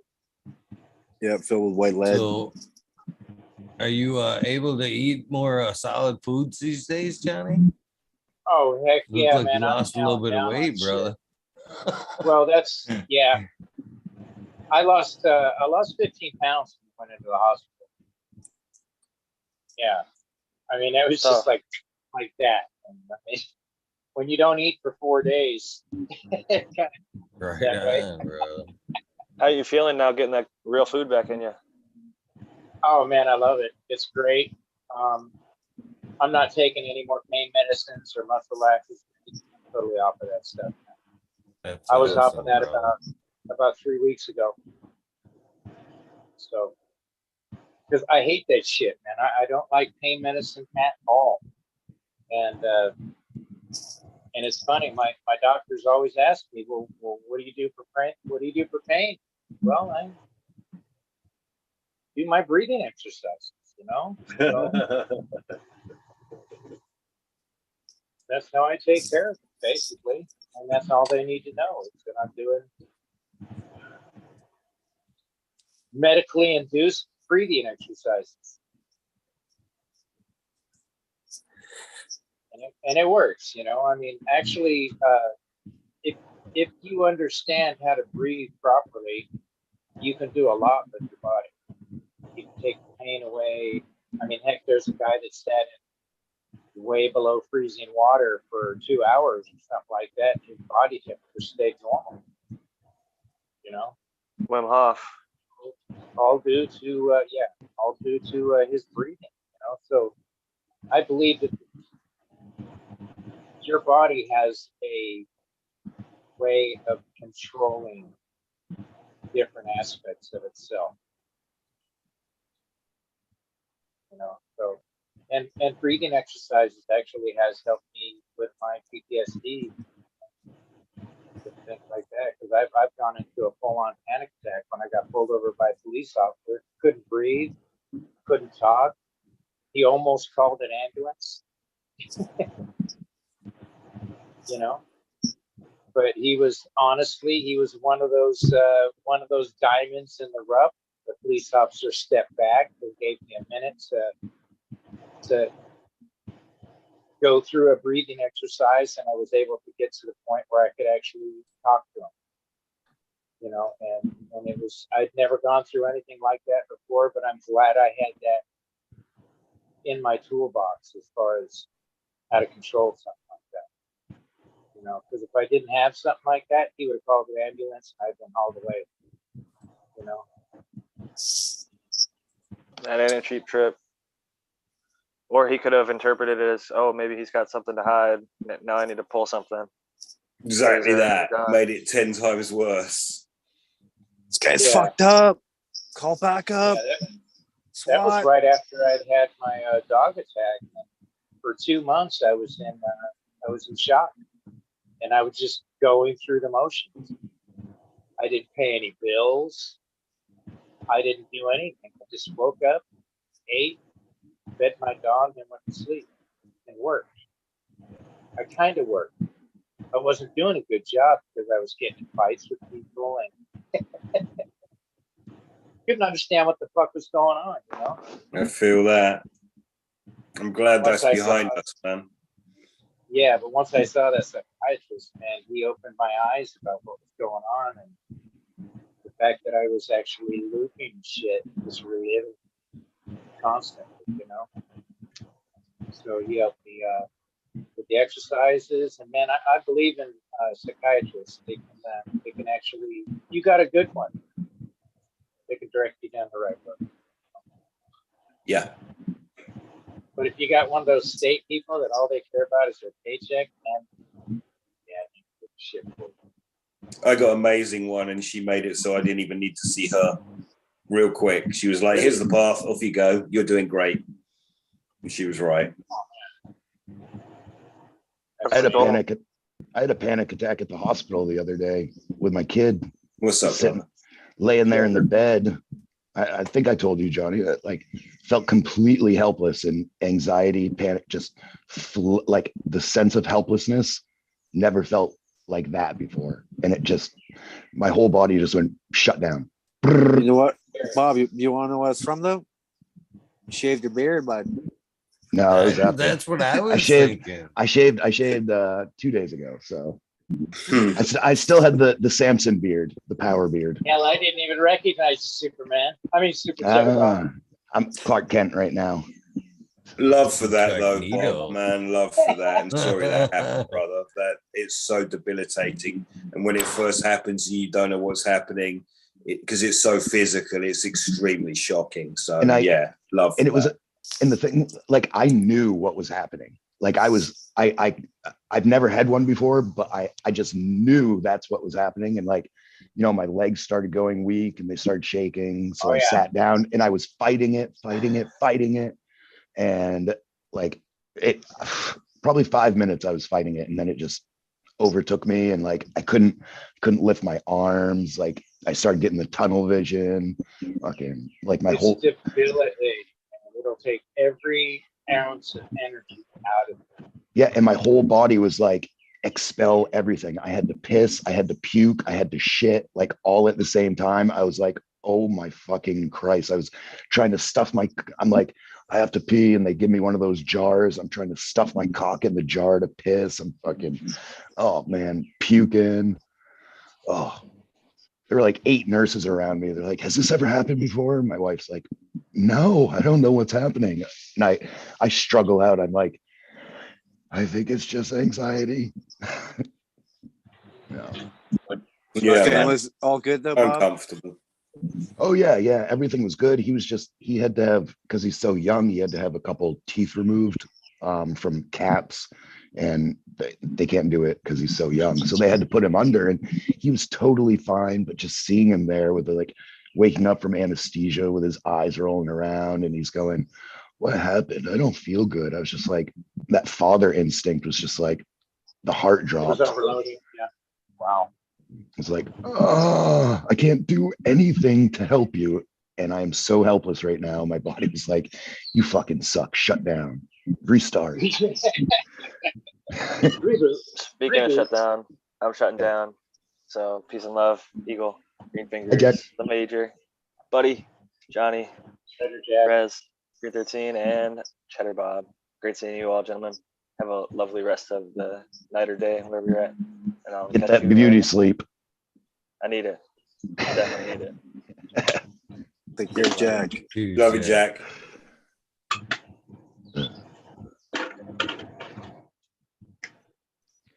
So how's everyone's day Eagle- been? Okay. Sorry about that. Going good. Excellent. Eagle, that wasn't a twisted tea you were drinking, was it? Oh God, Gosh, no. I didn't think. Arizona. Arizona. Okay. All right. I had the color right then. That's my shit. That's my favorite one. All right. I was like, oh no. No, that eagle's It'd not be coming back. very odd.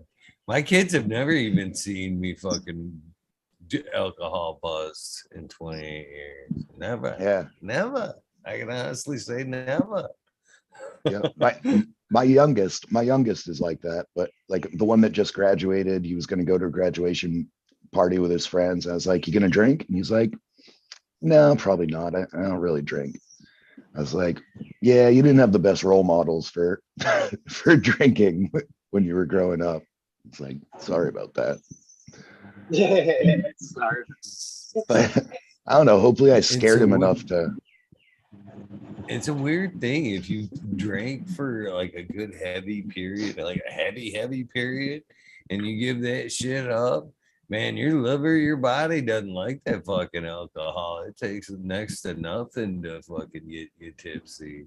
Yeah. And you know, ever since I've fucking just loved or came to just appreciate the cannabis buzz, I don't like that out of control feeling. That's like, I might as well take a pill or something. It's the same effect. You can't control it once it's in. It's like, fuck, what do? You ain't just drinking coffee or nothing, snap out of it. You're along for that fucking ride. I don't like that. I like to be able to go, I'm high. You know what I mean? That's enough for me. You know what I mean? Put that joint down for a little while. Come back to it. Oh yeah, alcohol is not my jam anymore. That's for sure. Yeah, I have a tendency to not be able to stop. So that and alcohol isn't conducive.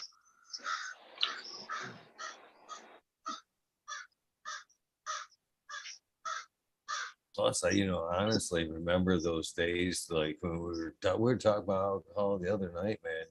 I definitely had them days back in the day where you'd fucking go, you wake up the next day and be like, fucking, how the fuck did I get home? You know what I mean? Cars in the driveway, don't necessarily remember the drive. Fuck, getting stuck, fucking all kinds of dumb shit, drinking and driving way back when. You know, Is this girl in my bed? I knew it was wrong back then. You know, I mean, I had this scary to think that should happen. Yeah, the girl in the bed was always my like, oh fuck. Uh-oh, what did I do? What do you mean? Why has this girl got a penis? Is that what you're saying, Bob? No, Oh, I always knew why. Yeah, because that's what you paid for. Yeah. I'm not picky. I'm not picky. Man, that's a nice morning out there. Yeah. In your new place. See, you can almost see the sun popping through here, through the trees right there. But I got a little bit more done. Right. We weren't talking about that. That was campfire fucking fun. As we were laughing at 4 o'clock in the morning. That's where the alcohol stories were. Them were campfire stories. That's right. I remember now.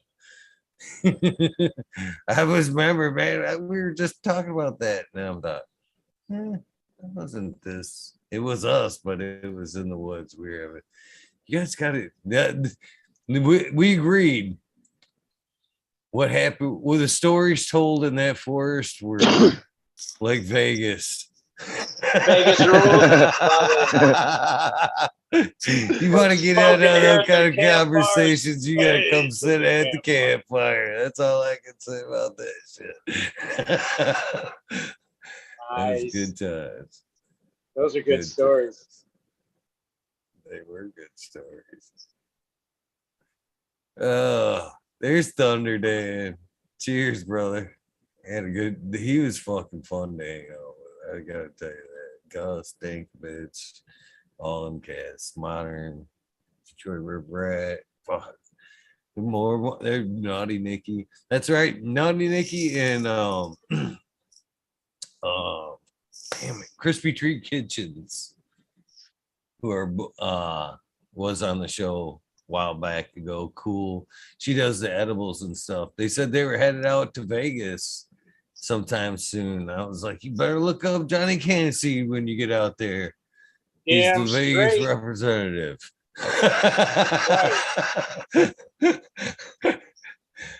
Las So Vegas. they come looking you up.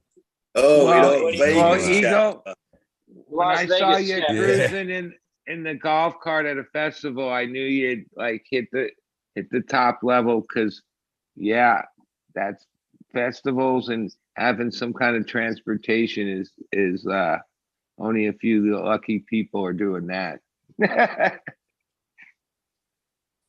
It was a good day. It was definitely a good day. I'm not even gonna lie. I had an amazing weekend. Oh man, I needed every minute of that shit. I ain't gonna lie. It was soaked up and charging them batteries, as Skillbo says. You know. I don't mind telling you, I'm jealous as shit, man. When you came online and you could see the festival, I was just gonna say that. A good time. It was like, fuck. I actually just a minute ago was looking at tickets to Vegas. It's like £1,000, man. Damn. Damn. Yeah, it's with the gas and everything. Expensive. When gas prices go down, they go up, they go down. Hopefully they'll come back down. They will. They always do. Yeah, when I was watching you at the thing the other day, and I heard that deep fucking Southern accent, and I was like, "Is that Thunder Dan?" Like from behind the camera, I'm like, "What the hell?" It's a long trip, isn't it? Yeah. How far did he 15 travel? hours it was for 15 How many? hours. 15. Oh shit! Him and Dankovich on a drop of a fucking hat. Let's go. That's weed nerds Right. right there. That's weed nerds. Hell yeah. It's dedication. Like Green 13 was saying, everybody that was watching were wishing that they were there. Everybody wanted to be there partying with you guys at the Mitten. You know, it just seemed like the shit. It was time. funny. Pretty sure I could seen, get there quicker than 15 hours as well. Scenic. Well, let's all right. There's something to be said about that too, man. That's a fun scenic 15 hours with a friend. You know what With I mean? Dankovich, yeah, come on. Well, and then the thing is, he was on the Mink show like that morning. Like he must have got off the Mink show and then like trucked her to go see you.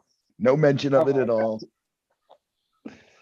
It's Animals. fucking fun shit right there, man. That was the other part that I enjoyed myself, to be honest with you. It wasn't no 15-hour ride. It was a nice cruise for me, but man, it's twisted fate, call it whatever. But man, Google fucking shot me off, off nice little direction where it wasn't highway, but you know what I mean? It was like the old highways, you know what I mean? Where it's still 55, not a whole lot of stops, you know what I mean? Through some Interstate. fucking beautiful ass old city, little towns and shit that I haven't, been through.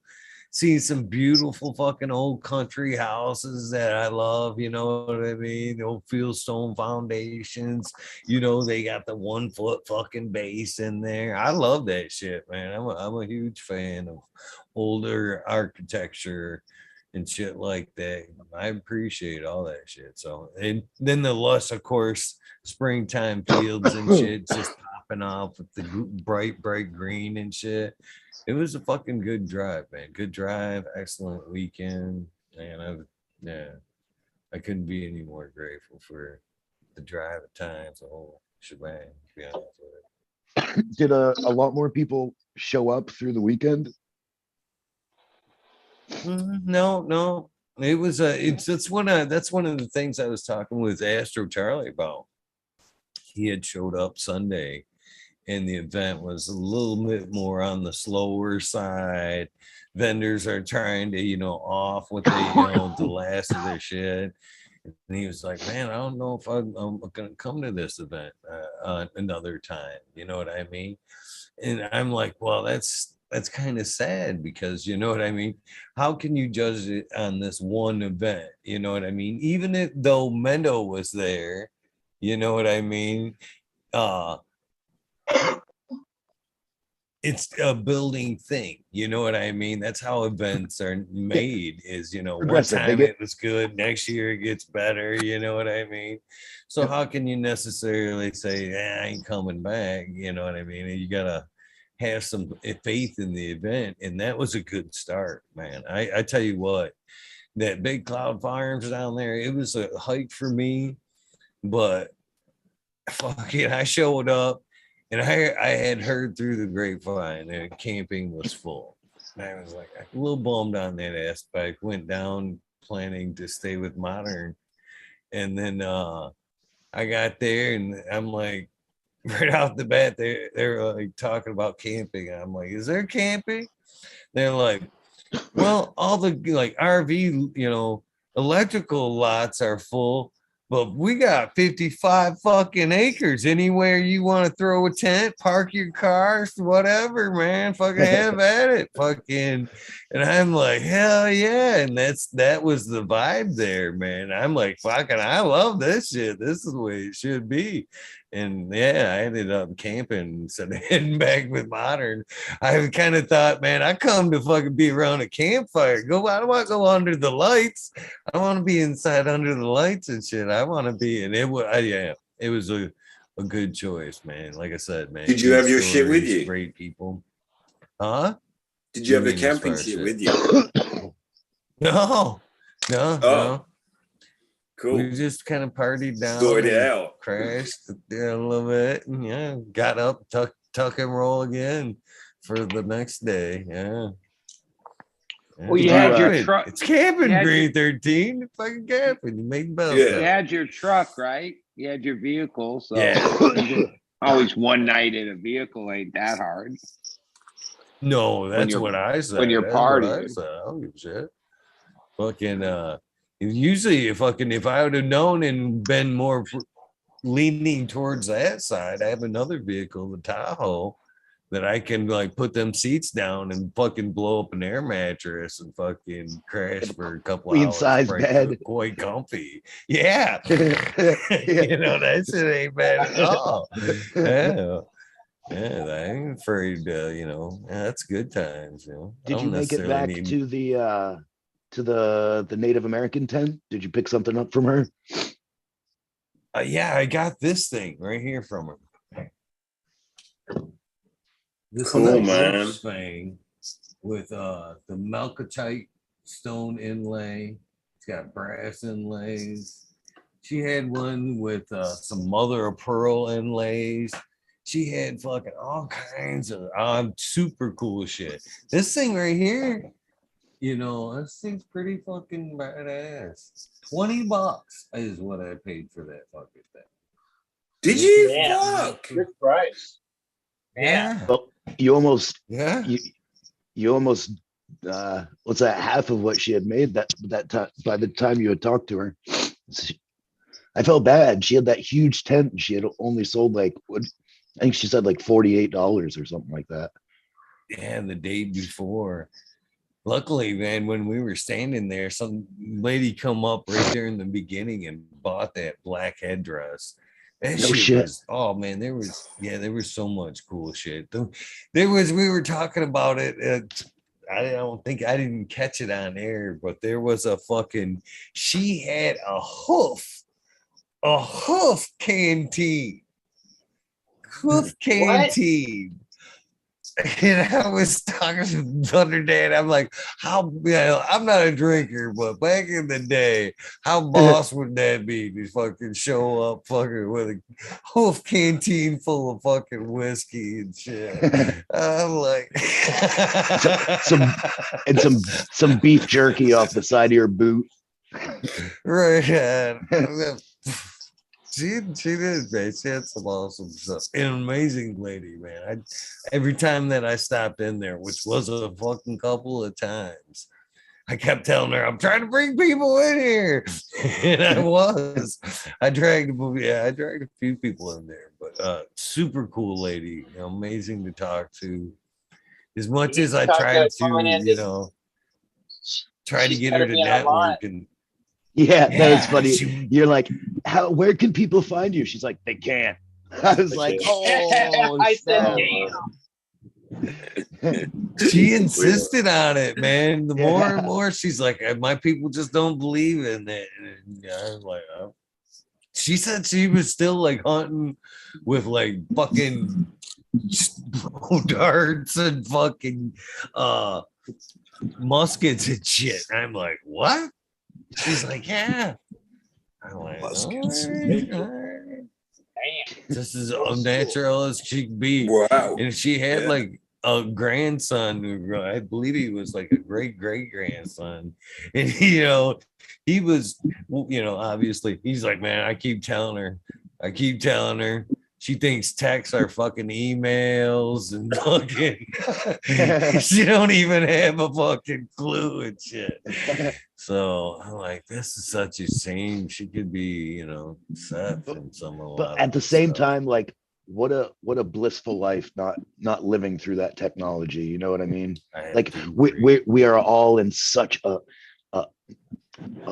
rush to get more faster, and she's just going her own pace and not controlled by any outside sort of I was thinking about influences. The ego thing.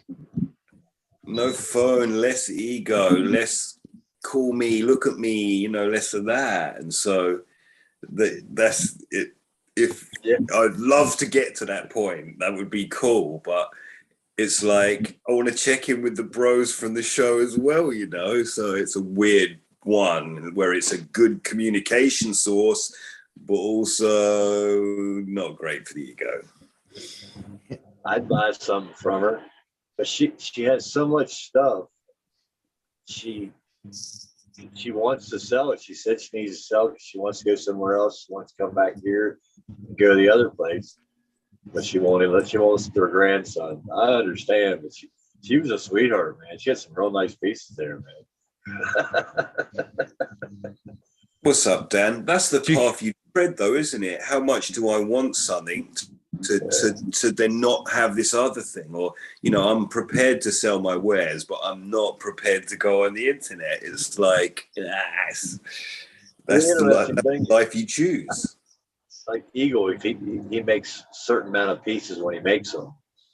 Now, if you made them all and it took you so much longer and you were out doing it and you still sold them, would you be happy, or would you have pre-sold?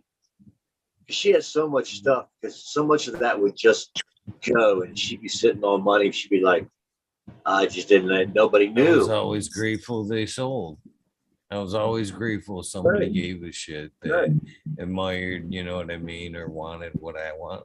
So I didn't give a shit if I sold one or if I sold the ideal amount, which was cut off was always 28. I didn't give a shit if I sold the one or if I Did she sold make all those pieces? Did she make all those? Yes. Okay, so there's the thing. Even if she sold them all, she wouldn't be caring about spending the money on a lot. She'd be wanting to keep busy making more.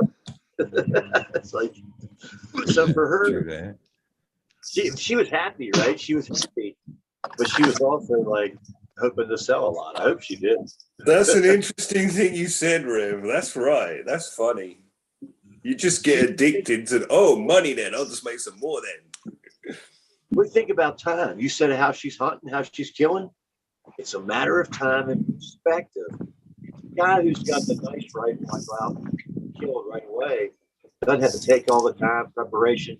Maybe think about making sure it's working as well because it's newer, but it works, right? But they go out and it does the tool. It has the tool, how you grow, the tool you use, right? So one way or another, she has that work ethic, like every human being is built into them, is to stay busy. You want to stay busy. It's not built into everyone. No, it is. I think it is. I think some of it was just beat out. I think some of it was beat. It was just beat up that they got frustrated. They got beat up. So I just want to give a shout out to Thunder Dan. Banana Daddy definitely had me faded for a minute there, Thunder Dan, for sure. Eyes dropped, had me slowed. Tasted good. Cheers to you. He even started having a southern accent. That's how they walk around. That's how they walk around in Virginia. Yeah, all the time. complete with a southern accent. I like that, Johnny. It did kind of. Say sweet tea, fried chicken, and your cousin. There you Well, go. Eagle, was there any like cannabis varieties that you smoked along the way that you remember and impressed you? Yeah, I smoked a lot of good stuff. I don't like to call out. I've smoked a lot of good stuff. I don't like to call out any one. There was all good stuff everywhere. It was all good, yeah. But your boy can. So Kazoo actually Kazoo sent Smiley some mango smiles, and not Smiley, but Stony Rockefeller. And Stony Rockefeller grew that mango smiles. And every time that damn joint come around, I'd say, "What is this?" Right. They'd say mango smiles, and I'd say, "Motherfucker, that's my one." Wow. Dude, that mango terp is legit and super pronounced. I've never the had joint straight mango cheddar. Yeah. Straight mango. I mean, it was. If you find something with that mango terp, fucking keep it. That Samango from Soma was literally like eating a fucking perfectly ripe mango. You just taste the sweet leaf on it, and that sounds amazing. The mango terp is by far my favorite terp.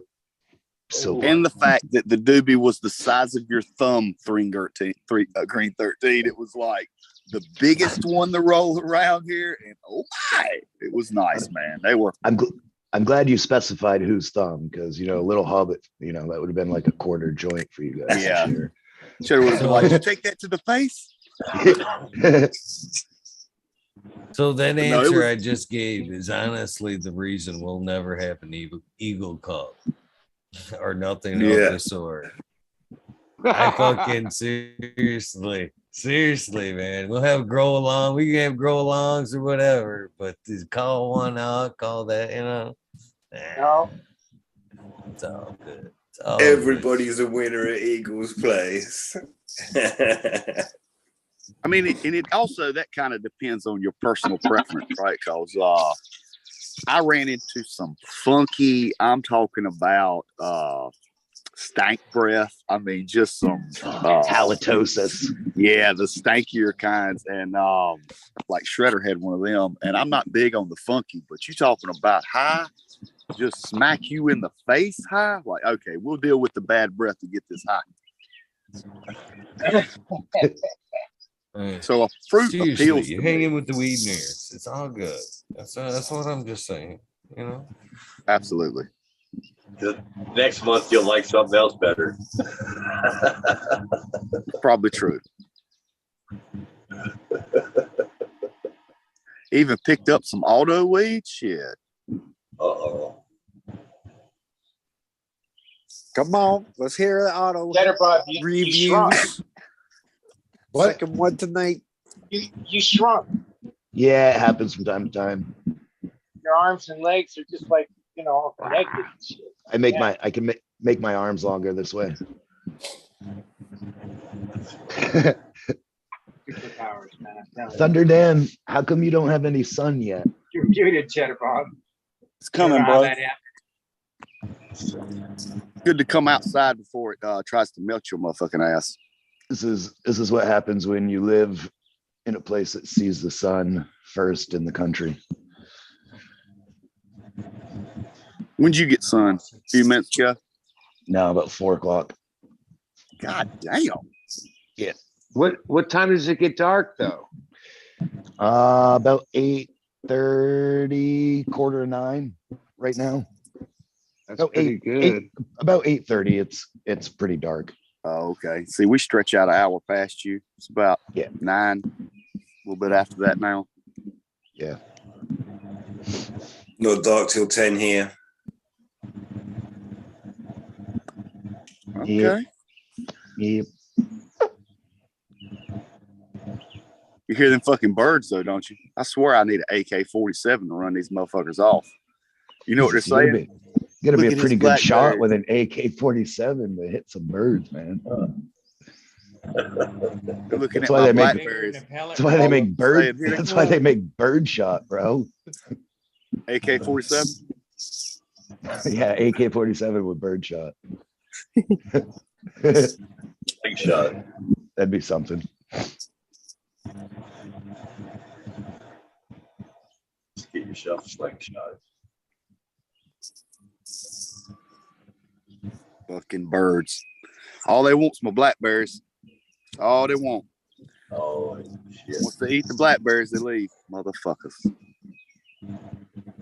Got to cover them things with black netting. Yeah. Blackberries. Or have more blackberries. Well, there's plenty of wild ones around here, but they're all thorned, and mine are thornless. So you know they go rape mine first, and then they go deal with thorns. I love eating. I grew up eating wild ones all the time. Take a mower down through the center of that. If there's a big brush of them, put some posts in. You got yourself a. You gotta get some of that pigeon wire. Yeah, we'll have to try to do something.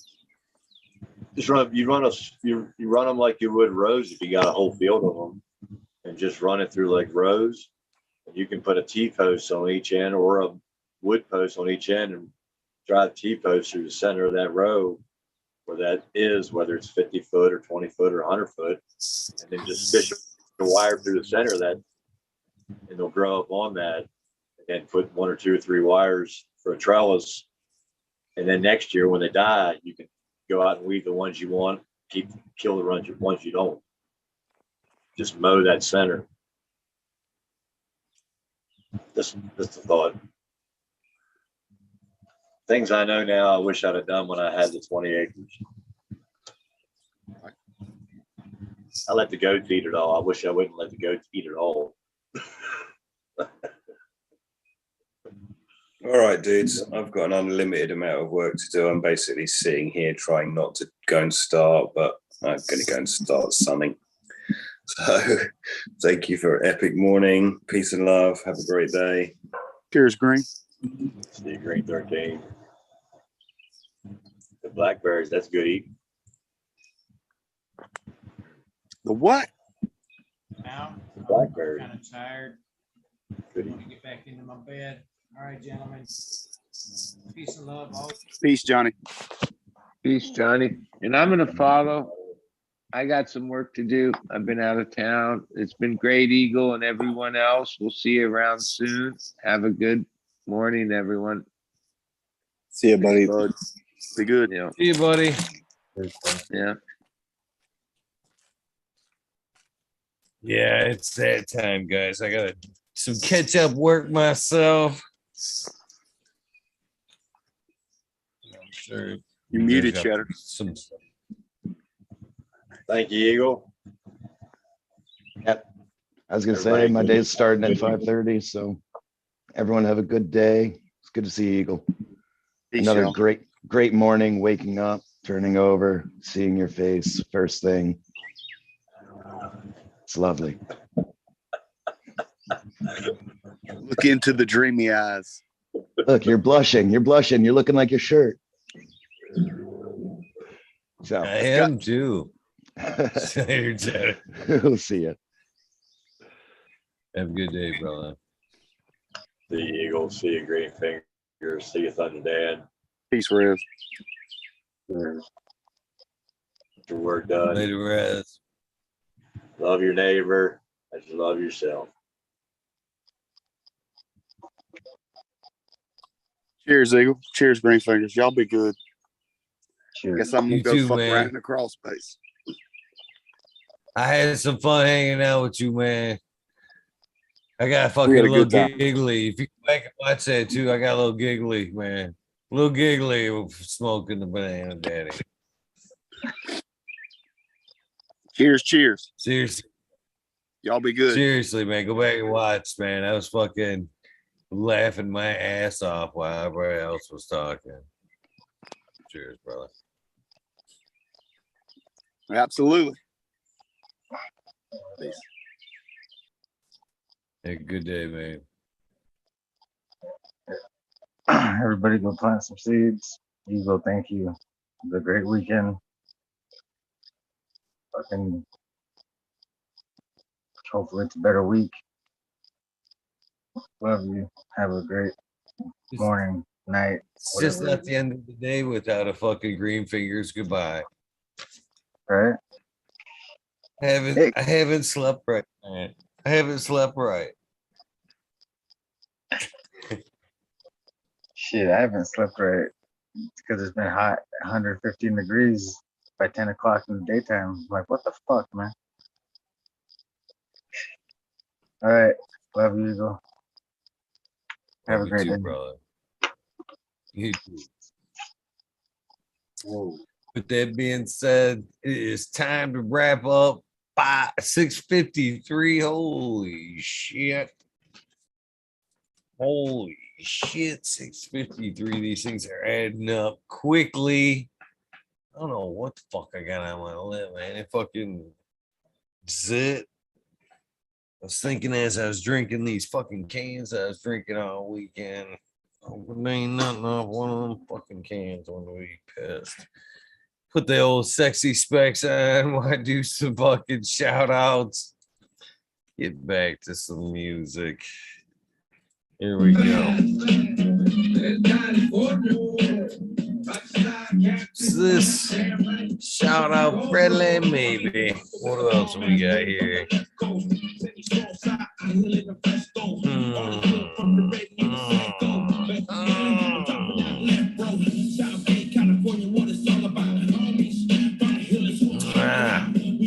You guys, I don't play it much, but man, the Black Keys is one of my favorite bands.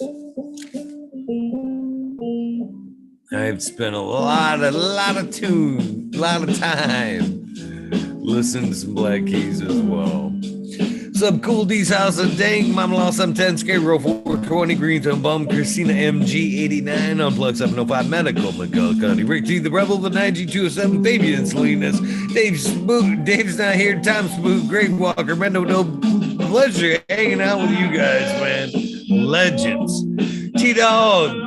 Another great fucking hangout this weekend. Doug Beetle, Red Eye Jedi Groves, Mother Nature, Justin Conway, Doug Boyd, Run Boy 7426, Justin Conway, or Justin Good, or Trey State Man, Okie Roy 75, Corey Trevor, Mike Wall, Small Bishop 420, Bujo Cat Nate, Taco Down Slug, Rick S, Into Bushes 827, James Siemens, Kevin Hahn, World's Last Hope, Pat's Fan 420, Winter, Dirt Road Dude, Canna Seed, Jose Ramirez, Red Eye Rustler, Dave Goblin, Dr. Buzz Lightyear, Acetone 710, Canada Queen, Genetic Savvy, Tanazi, Boomer Dirtman, Dan, Keith the Black Sales, Mr. Roll Sales, Zim Premium Burns, Rasta Bob, Rasta Jess, Soil, Roots, Wild Juke, Tyler, Frosty Buzz, North Michigan, Micro, Ouija Buzz, Doug T. Roy, Big Jar Gross, JC, Modern Genetics, Socal, WEedNerdWorld, John, Last, PPG 15, Green County Grower, CJ Apple, Perfectly Imperfected, Dollar Tree Goer, T1 Productions, Dayton Grower, DOA Growing Meds, Miss Nudie Grows, I Grew Some, Johnny Canna Seed, Nutrient Shootouts, Naughty Nicky, Zoe and Summer, NNY, Pixel Monkey, St. Bernard's Observation Booth, Clover 420, High Spy, Aldridge 25, Miss Madam T. Stu Moon, Mo Grower, Canna Crate, Loki Girl, Sus, This Guy, Burton 79, Polish Hammer, Midwest Outlaws, Voodoo Ultras, Fresno Nerds, Cali Connection, Wolverine Grove, Big Jar Grows, Jimmy One for Life, Lay, Wayback Farmer, D Block, MMP, Nations Creation, Amberlana, Psychedelic, Warlock, Artist LD, Sir Sicky, Rob, Big Day 420, Brent Window, Big Ed 1961, Madawan and G3, The Green Click, JK, Triple G, Mr. Sprinkley, Brittany and Tyler Teasley, Hope Farms, Lisa G, John B, John B2 Gracie for you, BGWG 420, Dr. Boswell, Purple OG, Anthro Sensibility, Anthro, Just Space 420, Beast Coast Grower, Sir Hal, Trey Malone, Keep It Real, Haggard 420, Sub Zeppelin, Audit Everywhere, BT, Double D, Rose Fingers, Green Buffett, man. Now exploit yourself, self-life, school of crop, because I love it. Green Mountain Grower, Southwest Okie, Real 100, 212, Andy Man, Brandy Family Farms, Page Farms, Meow Flower, Ryan Henderson, 313, New Silver, One King of Wagon, Pondex, Andrew, Michigan Native, Mary Jane Med Gardens, Dreamer 77, Double D Bad Bunny, Nutrients, Miss Green Pots, Miss Green Nuts, from 619 to 664, Randy Kruger, Jones, Grow, Papa G Grows, Raz Haven, Joe Grows, Cast, the Grow From Your Heart Podcast, Lily Luna, the Green Men Flag, Dream by Brandon, Sony, Greek Lost Art, Mr. No One, LG 420, Giant Mike, Prometheus, Old Pete Wynn, David Coleman, Mason 662, Scruggy Week, Scruggs the fourth, the Goddess Grows, Kelly Burgers, Chad Brad Family Farms, Paulie P, Kevin Joji, Mike Honcho, Jay Huggett, UTA Green Tree, Hunter Kush Cloud, Joshua Stevenson, Organic Home Buds, Warren Nelson, Cam Wood, Payne, Mystic, Show Love Always, Kelly Stone, Kelly, yeah, Texas OG, Chuck Norris, Sarge S, Claire Fresno, Happy Guy, 311 Mix Up, Kinder Gross, Evergreen, Hayes, G Friends, Tree, MMJ, Matt S.A. Bog, Dragonfly, Bead, Justice Smith, Travis Walls, Lucky Mike, Seattle Chronic, Seeds, King Chronic, Titan from Blesco, Seed, Django Gas, Obasco Full Light, John Smith, Tommy Jokos, Woke King, Raz, Pop Little, Soul Roll, Spiky Pilot, Oscar Green Jr., Matt Silver, Into 11, Stephanie B, Sharp Pulley 989, Von Braun, Suburb Garden, Solar Nation 420, Joe Y, Bugs 1, 313 Grower, Painted Lady, Frank Boo, Jake Myers, the Mid, the Chat, Mr. Manny D, Bag Seed, Dr. GG, Seed Chef, Starter 911, Dutch Gross 420, Scallywag 420, Skillbo 1, Medgrow 1, Empire Brady Co, Fragoli, Lost Leaf, Leah Mass, Danny Dangle, B Bear 7, Alley Noble, C Code, CK Time Trinidad, Looney Jester, Smoking West Small Town, Tim S, Mr. Lacey, Rafter Grows, Rob, Automation is Freedom, Robert Hazelton, Dora Michigan Gore, Double Tap Farmers, Mr. Green Thumb, Bum, 808 Rooting Prospects, the Canada Bus Driver, Hayden Live, Kennedy 710, Operation Grove, TM 420. 696, Brunut 619, Dr. Shambles, BB Ruach, CH, Double J, Bio Green, Self Grower 56, Hanky Stinky 420, OGKB, Ganjanana, Yo Mama, Georgia Joe, Roy Rodriguez, Be Growing, Nature's Best Nugs, Killer Bee Grows, Guns and Wizard, Husky Garden, Nut Tree 420, Dr. So 4 Life, Willie 4 Life, the Jeff Rose 42069, Beaver 698, Dr. Franklin Booty, Goddamn Baked Heads Test, the Rippin' Fat Boy, Jack Greenstock, 428, 420, Moose Farms, Charlie Farms, 420, Aldridge, 25, Smiley's Garden, JD's Misty Doug, Smoky Grove, Fraser, Volkowski, Twisted Roots, Faded Farm, 420, Jeff Jarowski, Genetic Memory Farm, St. Paul, 420, Mr. Backseat, Joe Carter, Mystic Marks, Mystic Grower, Ginger Stamps, DTE, Grows A, Rick Wolf, DLP, 2372, Ned Denver, Mike Denver, Sergeant Bever, 420, Cam Trooper, Blind Cat, 420, Light It Up Again, Tim, UKSIF, 420, Booty Boy, Devin Shipwreck, Medical, MJ, Budsville, USA, Resurrection Prophet, Chris Martinez, State Man Dan, 420, State Man Dan, 420, Red Center Farm, Good Life, Jody Bell, Cheech B, Most Hated Grower, the Major General 420, Army, the American one, WJ 714, Sharate, Skinny Olsen, Mountain Skies ready, hit that hot fire, Chris Mertz, Ian, Save Robbie, Sergeant Live, Happy Fate, Cam, Figure Lates, Finance, Ridgepad, Dozer Moon, Southern BT Grower, Choose Medical, Jerry Bear, Plus One, Mushroom, Secret City, Pioneers, My Little 10, 20, 42, Spacewalker, Christian Dream Up, T Barrington, Heart Soul Homegrown, Mike B, T Dwayne, East Coast Will, How You Day, Galactic Gardens, John Smith, My Liptus, My Natural Farms, Pacific Northwest Seeds, Ross Kai Paul, Lemon Holco, Trench, Rita's UC Life, 420 Great Man, Mary Bond, Sammy, Cecil, Landage, Colas, Chris Grew, DK Trades, Visit Creator, Guru, Kind Brew, Cannon Nation, J Wires, Dan the Indoor Man, Growing Homely, Hamilton, Grown, Clip Smoke, Keystone, Cannon Flag, PA, Big High 710, Eugene Greenleaf, Face Through Hustle, Fred Dark, Carlos, North Arizona, Beer, Grow 420, No Sellout, Jesse White, Gastain Yeti, Introvert tonight, So J, Vixen Robin, Mr. Killer 8, Mo, James Buttercream, C Dub from NorCal, the Pharmacy C Bank, Deadhead, Smokey 616, Curtis Mahan, Matt Myron, Morte, Rick Heyman, Stephanie Dorian, Tennessee, Carius K, Mike Rubles, The Drooper, 420, Maxi 751, Lawrence Gonzalez, Loaded Get Up, Sue Moon, Bubba Go 719, Make with Shake, Baby Old Slow, PWC Grow Woods, Lord Wash, Mr. Weedbutt's Old School Grower, Chad West Florida, Honcho Grow, Florida Nugs, My Little Piece of Heaven, Pugent Sound Seeds, Galactic, Goliath Grower, Richard T, Crispy Wannabe, Mr. Soul, Boom Spectrum, Gone God, Lori Hanson, Real 2,000 Years of Tradition, Mr. D. Connolly, Pimp Jamming, Wody Face, Showboy Sasquatch, Fuck Google and you, I'm going well, Canadian Resort, Forward, Carl Wright, Zephyr, Alma Farms, Tannery Farms, Seldom Seed, Oak Park Gardens, Hal 9782, Skunk Backs, Martial Artist 2012, Microslave Hefner, Danny McDizzle, Medically Vic, KGB, Robert Mr. Greenfingers, Motherfucking Thomas, Ranch Coast, Punchy Monkey Walls, Andrew Champion, Bobby Led Meats, Trench Digger, Mr. Mac, Tony Lake Below, Bill S. Sweet Bee, Stater Delicious, Minty, Country Roots, You're on Fire Genetics, Earth Creeper, Big Ray 420, TV 1 and 1, Buds and Hazard, Risk Club 14, Peter Man Farms,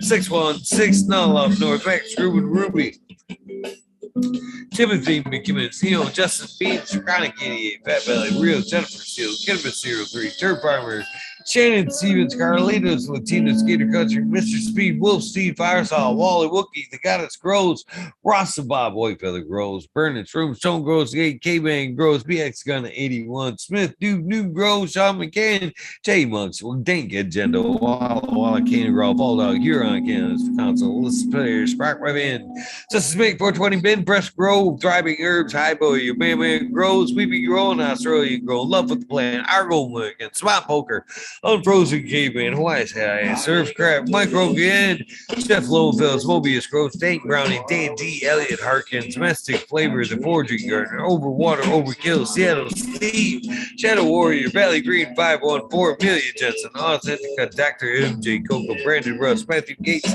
Cheese Bags, Drone Star, Shotgun Willie, Dank Yoda, Jay Simmons, True Bro, Rose, Clackaman, Scoop, TJ Conley, Air the Grower, late 1978, Michigan Grow Buds, Your Boy, Roy Boy, Delta 9, J. McDaniels, Clackamas 426, Nichols, Dylan Steinberg, PFC Farms, Husky Garden, Sun Grown 707, J. Dro, J420, Cascadia Grow, Tito's, McGee, 4 Plants 8, Weedworks, Captain Straw, Chunky Buds, Hans Warrior, Jackie Young, Terry Lee Live, McGasser 70, ADN, D. Urge, Green Jr. Leon from All Purpose Plus, 11 Swamps, 11, Vindu Buds, Michael Rouse, Plenty,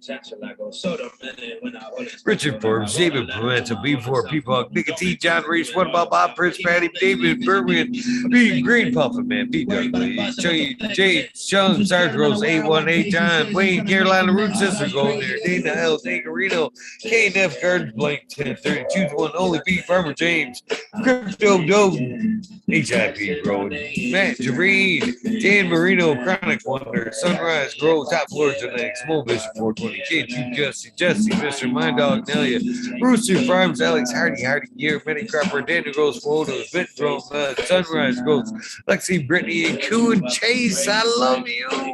Don't love it now, M16, Crumpet Toad, Alchemix, and Canna Mix. Soulborn and Dixon, Alex E. Dirty Roy Catfish, High Power, Thunder Dan, Propagation Station, John McDaniels, Lisa Marie, Sergeant Gross, 818, Blaze, Alien, Fried Viper, Professional, Eagle Prop Warrior, Sales Smash for you, Breaking Sound, Dave Dutchess, Keno, Kelly Maxwell, Captain 420, Breaking Sound, Seat Fat, What About Bob Hill, Justin, Pop Rooms, John Gorski, John Doe, Jensen Gaser, TAC, 4PTSE, T Banks, and Anto Grown, Swamp Cat, Polero, Cannabica, Best, because Gento, Mr. Manny D. Canterbury, 420 AB, Norm Frank Guerrero, Beer PJ Brent 74, CK Brown Guy 420, Packender 420, Bernie Tree Main, TA Gray Sun Grown 207, Hydro Daily, Hempwood Gigi, Jamie Rames, Supreme Grape, Tony Rockefeller. It's awesome hanging out with you as well. Caveman, Cannabis, Root City, Sin, Hawaii Sustainable, Midnight Roots Dead, Cynic, Knuckles, Michael P, Paul B, Quick B, Nimble, Buddy E, Kilowatts, Michael D, 4889, Disbandis Brother, Marcelia, Matt Grayson, Madison, Chief Hydro Daily, Concerned American, Cannabis for one, Freedom of Speech, Dr. Joinsworth, D Streets, Kansas, Suzuko, 710 is Oil Light Side Down, Jesse Stevens, Victoria Badooch, What About Bob, Sacred Cards, Gus Rose, Slick Rick 8 Dog Pounds, David St. Louis, Luke Watts, Scott St. Getty, Edwin, Grown, Uncle Ralph, Grid Terps, Christopher, Big Force 54, Last Predator, Matthew from Socal, Sioux, Illinois, Man Beaters, Jinx Proof, Dark Horde, Genetics, Stoner Dude, Joel and Jen from North Star to the next, Caroline, Mr. Mooncry, PTA, B13, Live, Brood Beyond Perfection, XX, Elite GPXX, Uncle Stoner, Crispy Treat, Kitchen, News, awesome seeing you, Growers Paradise, LAD Grown, I See Me Clan, Decoy Bacon, Mrs. Scotto, Fresh Break 1, IJ Canada, Big Bob Grows, Sally Canada, Australia, Chuck 420 Garden, Daniel Phillips, Mr. Nowhere Man, Silly Sally, Silly Seashells, Wild Bobby, Sean Beds, Rescue Ready, Red Roadside LLC, Dodoria Thugs, Magma Seed, Father and Son, Trim Sub T Dank, Jose Ramirez, Start with the Hut 420, Buck Chiba Man, TR 420 community videos, great community over there as well. Detroit River, Louis Garcia, Michael P, AJ Everyday, Captain Auto, Bob Dean, Maine 420 Metro, Cookie Coops. I seen the Cookies Coop, Jake Kendricks. There we go. I already said I see in for the grill. Backwoods, all goods. Missed you this weekend. I was hoping you was going to be there. Adam Skink and Chanel Simpson. This one there. Adam Skink and Chanel Simpson. One Smoke Away, Gotcha Roots, Kazoo, Aaron Burns, Roots, Stone Grows, Dake, Angel Studios, MG, 420, Grow, Jen, Paul, DL, John Fleming, Take a Bitch, Pleasure Man, meeting you as well. Fibro Powler, Polly P, Sheldon, Scene, Elevated, Lenny, Organic, Sunman, Steve Sunny, Jeff Paul, Carter, Social, Dan T, Earth Friendly Farmer, Cated Force Farmer, Fuck All That Be, The Mystery Grower, Jason Line, 512, Snake Eyes, 446. Northern 4466, man, if we're running, get tired. Jason Ford, Graceland, Stoner Baker, MD, Stony Creek, Ross Sonic, Fritz Dweller, Tarzan, Superman, Old Man, Herman, Freebird, Mulberry, Matty Garza, Simple Man, Survival One Time, Tim Blake, Gulf Coast Chronics, Calabro, Caballero, Polero, Harley Grower, Jen God, Steve Collins, Todd Kendrick, Property Maintenance, Sharpie, Alan Hayes, Stevie Speaks, CR Reed, Brady K, TCGR, Claire Gillian, Wardrobe Primary, Randy Grande, Pip 1000, Ace Move 32, 23, Wake Up Cat, Freedom, Buffer Smile 50 digits, Michigan Ganja Moons, Fred G, Hash, Simple Bob, Broski 808, We Get There Bernie's, K-Bag, Justin Station, Strong Sound, Organic, Zippy, I-Manic, Honesty, K-Bag, K-Hale, Me Off Flower, Brent Boog, Todd Kendricks, Newton, K-D, Too Soon, both times, both, Daddy Goods, Barbara Matthews, man, I keep forgetting, I gotta change that, Barbara Matthews. H.F. Soul Grown, Kevin Jiu-Jitsu, Kevin Health and Happiness, Berserk 215, Lab Low Cut, Albert Tender, Momentic, Bezraz, Betsy, Helen, Hughes, Janice, James T. It's Atomic Smooth, Miss Jill, Big Daddy, LT Garden, High Flower 420, Lobster Brush, Bro, Mother Tree, Maid, Red Pill, Yo Boy, Roy Boy, Aesthetic, Channing Gibbons, Ruhan, Comfortable now. One Smoke Away, the 840 Show, Richard Lamb, Cranham's Pursuit, K Rolling, Worthy Buzz, Logan Band 81, Oil and Flower Podcast. Excuse me. Down Prospect, Warren Dixon, Big Lady, La Kilmondo 420. Surrounded by Keith Ferrari Farms, Fritz Dweller, Single Fathers, Happiness Without Guilt. Mike, Steve, 562 Ganja, James Christopher, Greek Goldson, Alexander Zola, Pete Benson, Astro Charlie. Pleasure seeing you this weekend. Steven Smurf, 4D, DC, A. Bush Doctor, Astro Charlie, Dirty Old Gardens, TK, James D. Weaver, Grow Homes, Corey Gagnon, thank you, my friend, Green Hill Farms, Billy Herb, Tasty World, Skunky Bruce, your YBF Farms, Larry OG, Abolish Farms, Spartan Grove, Green Thumb, 710, Fishing Wildflower, Seldom Seed, Gambler, Todd O'Connor, DP 710, Caribou TV, Vision, Red Primo, Equilibrium, Genetics, Trophy Truck, Skyway, Kevin O'Donnell, School of Crops, Stupid Trucker, eBay Bud Tender, The Glass Girl, Grow, The Glass Girl 420 Grow, there we go, Ted Nuts, Matt Jareen, Greg 77, Ted Nuts, Skunk King Glass Works.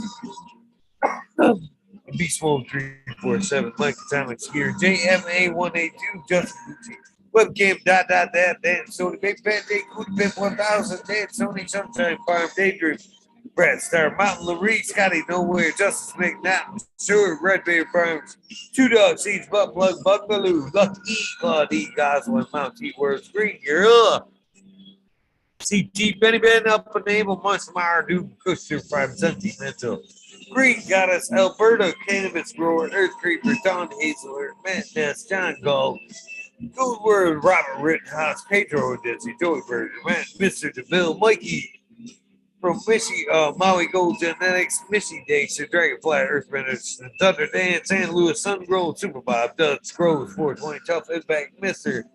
Tree Reed, Gypsy 1.247, Dirty Rotten Imbecile 69, Cindy Gates, Ginger Bug, Sovereign A, Paco Swerm, Paco Swerm, B, Ridley, Val F, Tough Impact, Crazy People Doing This Stuff. Again, my apologies, man. Just a sore spot right now.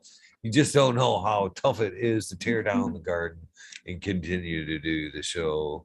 But I am sorry.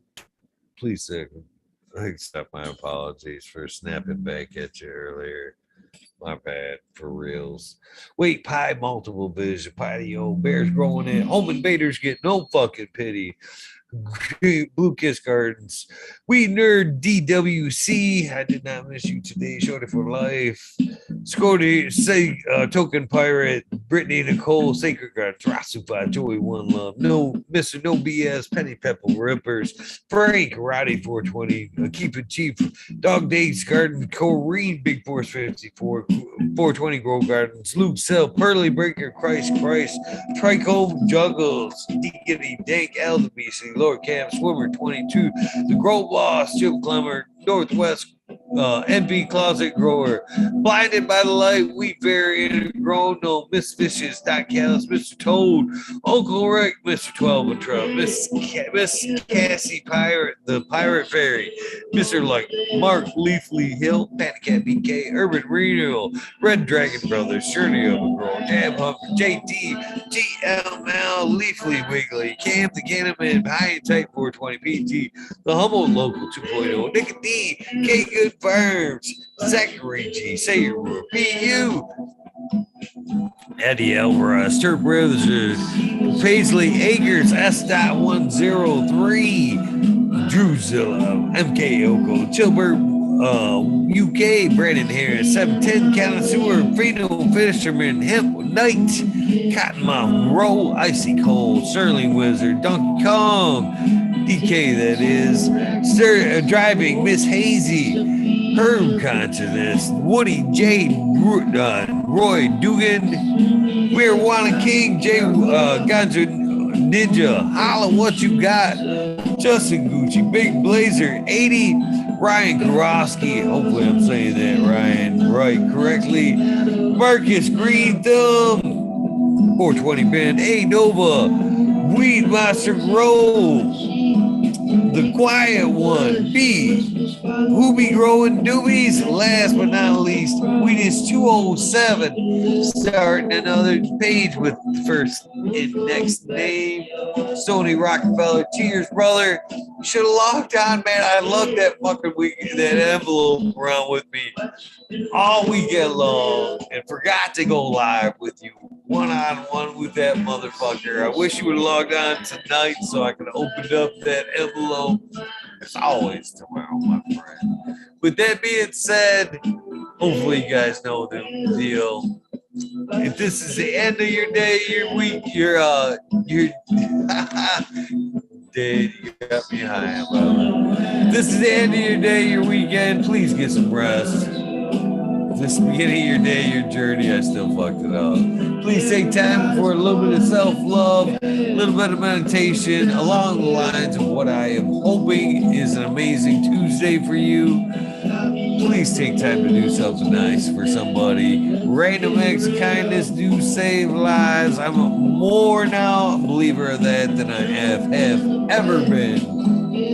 With that being said, be grateful for all the things in your life, the people that help, contribute, all that good shit. With that being said, I am out of here. I got some stuff to catch up, try to get done before I get some rest. Good luck, right? That being said, thank you, all you guys that had through me some stuff this weekend to test out and have some fun with. I'm grateful for all you guys. The memories we made this weekend, hopefully the first of many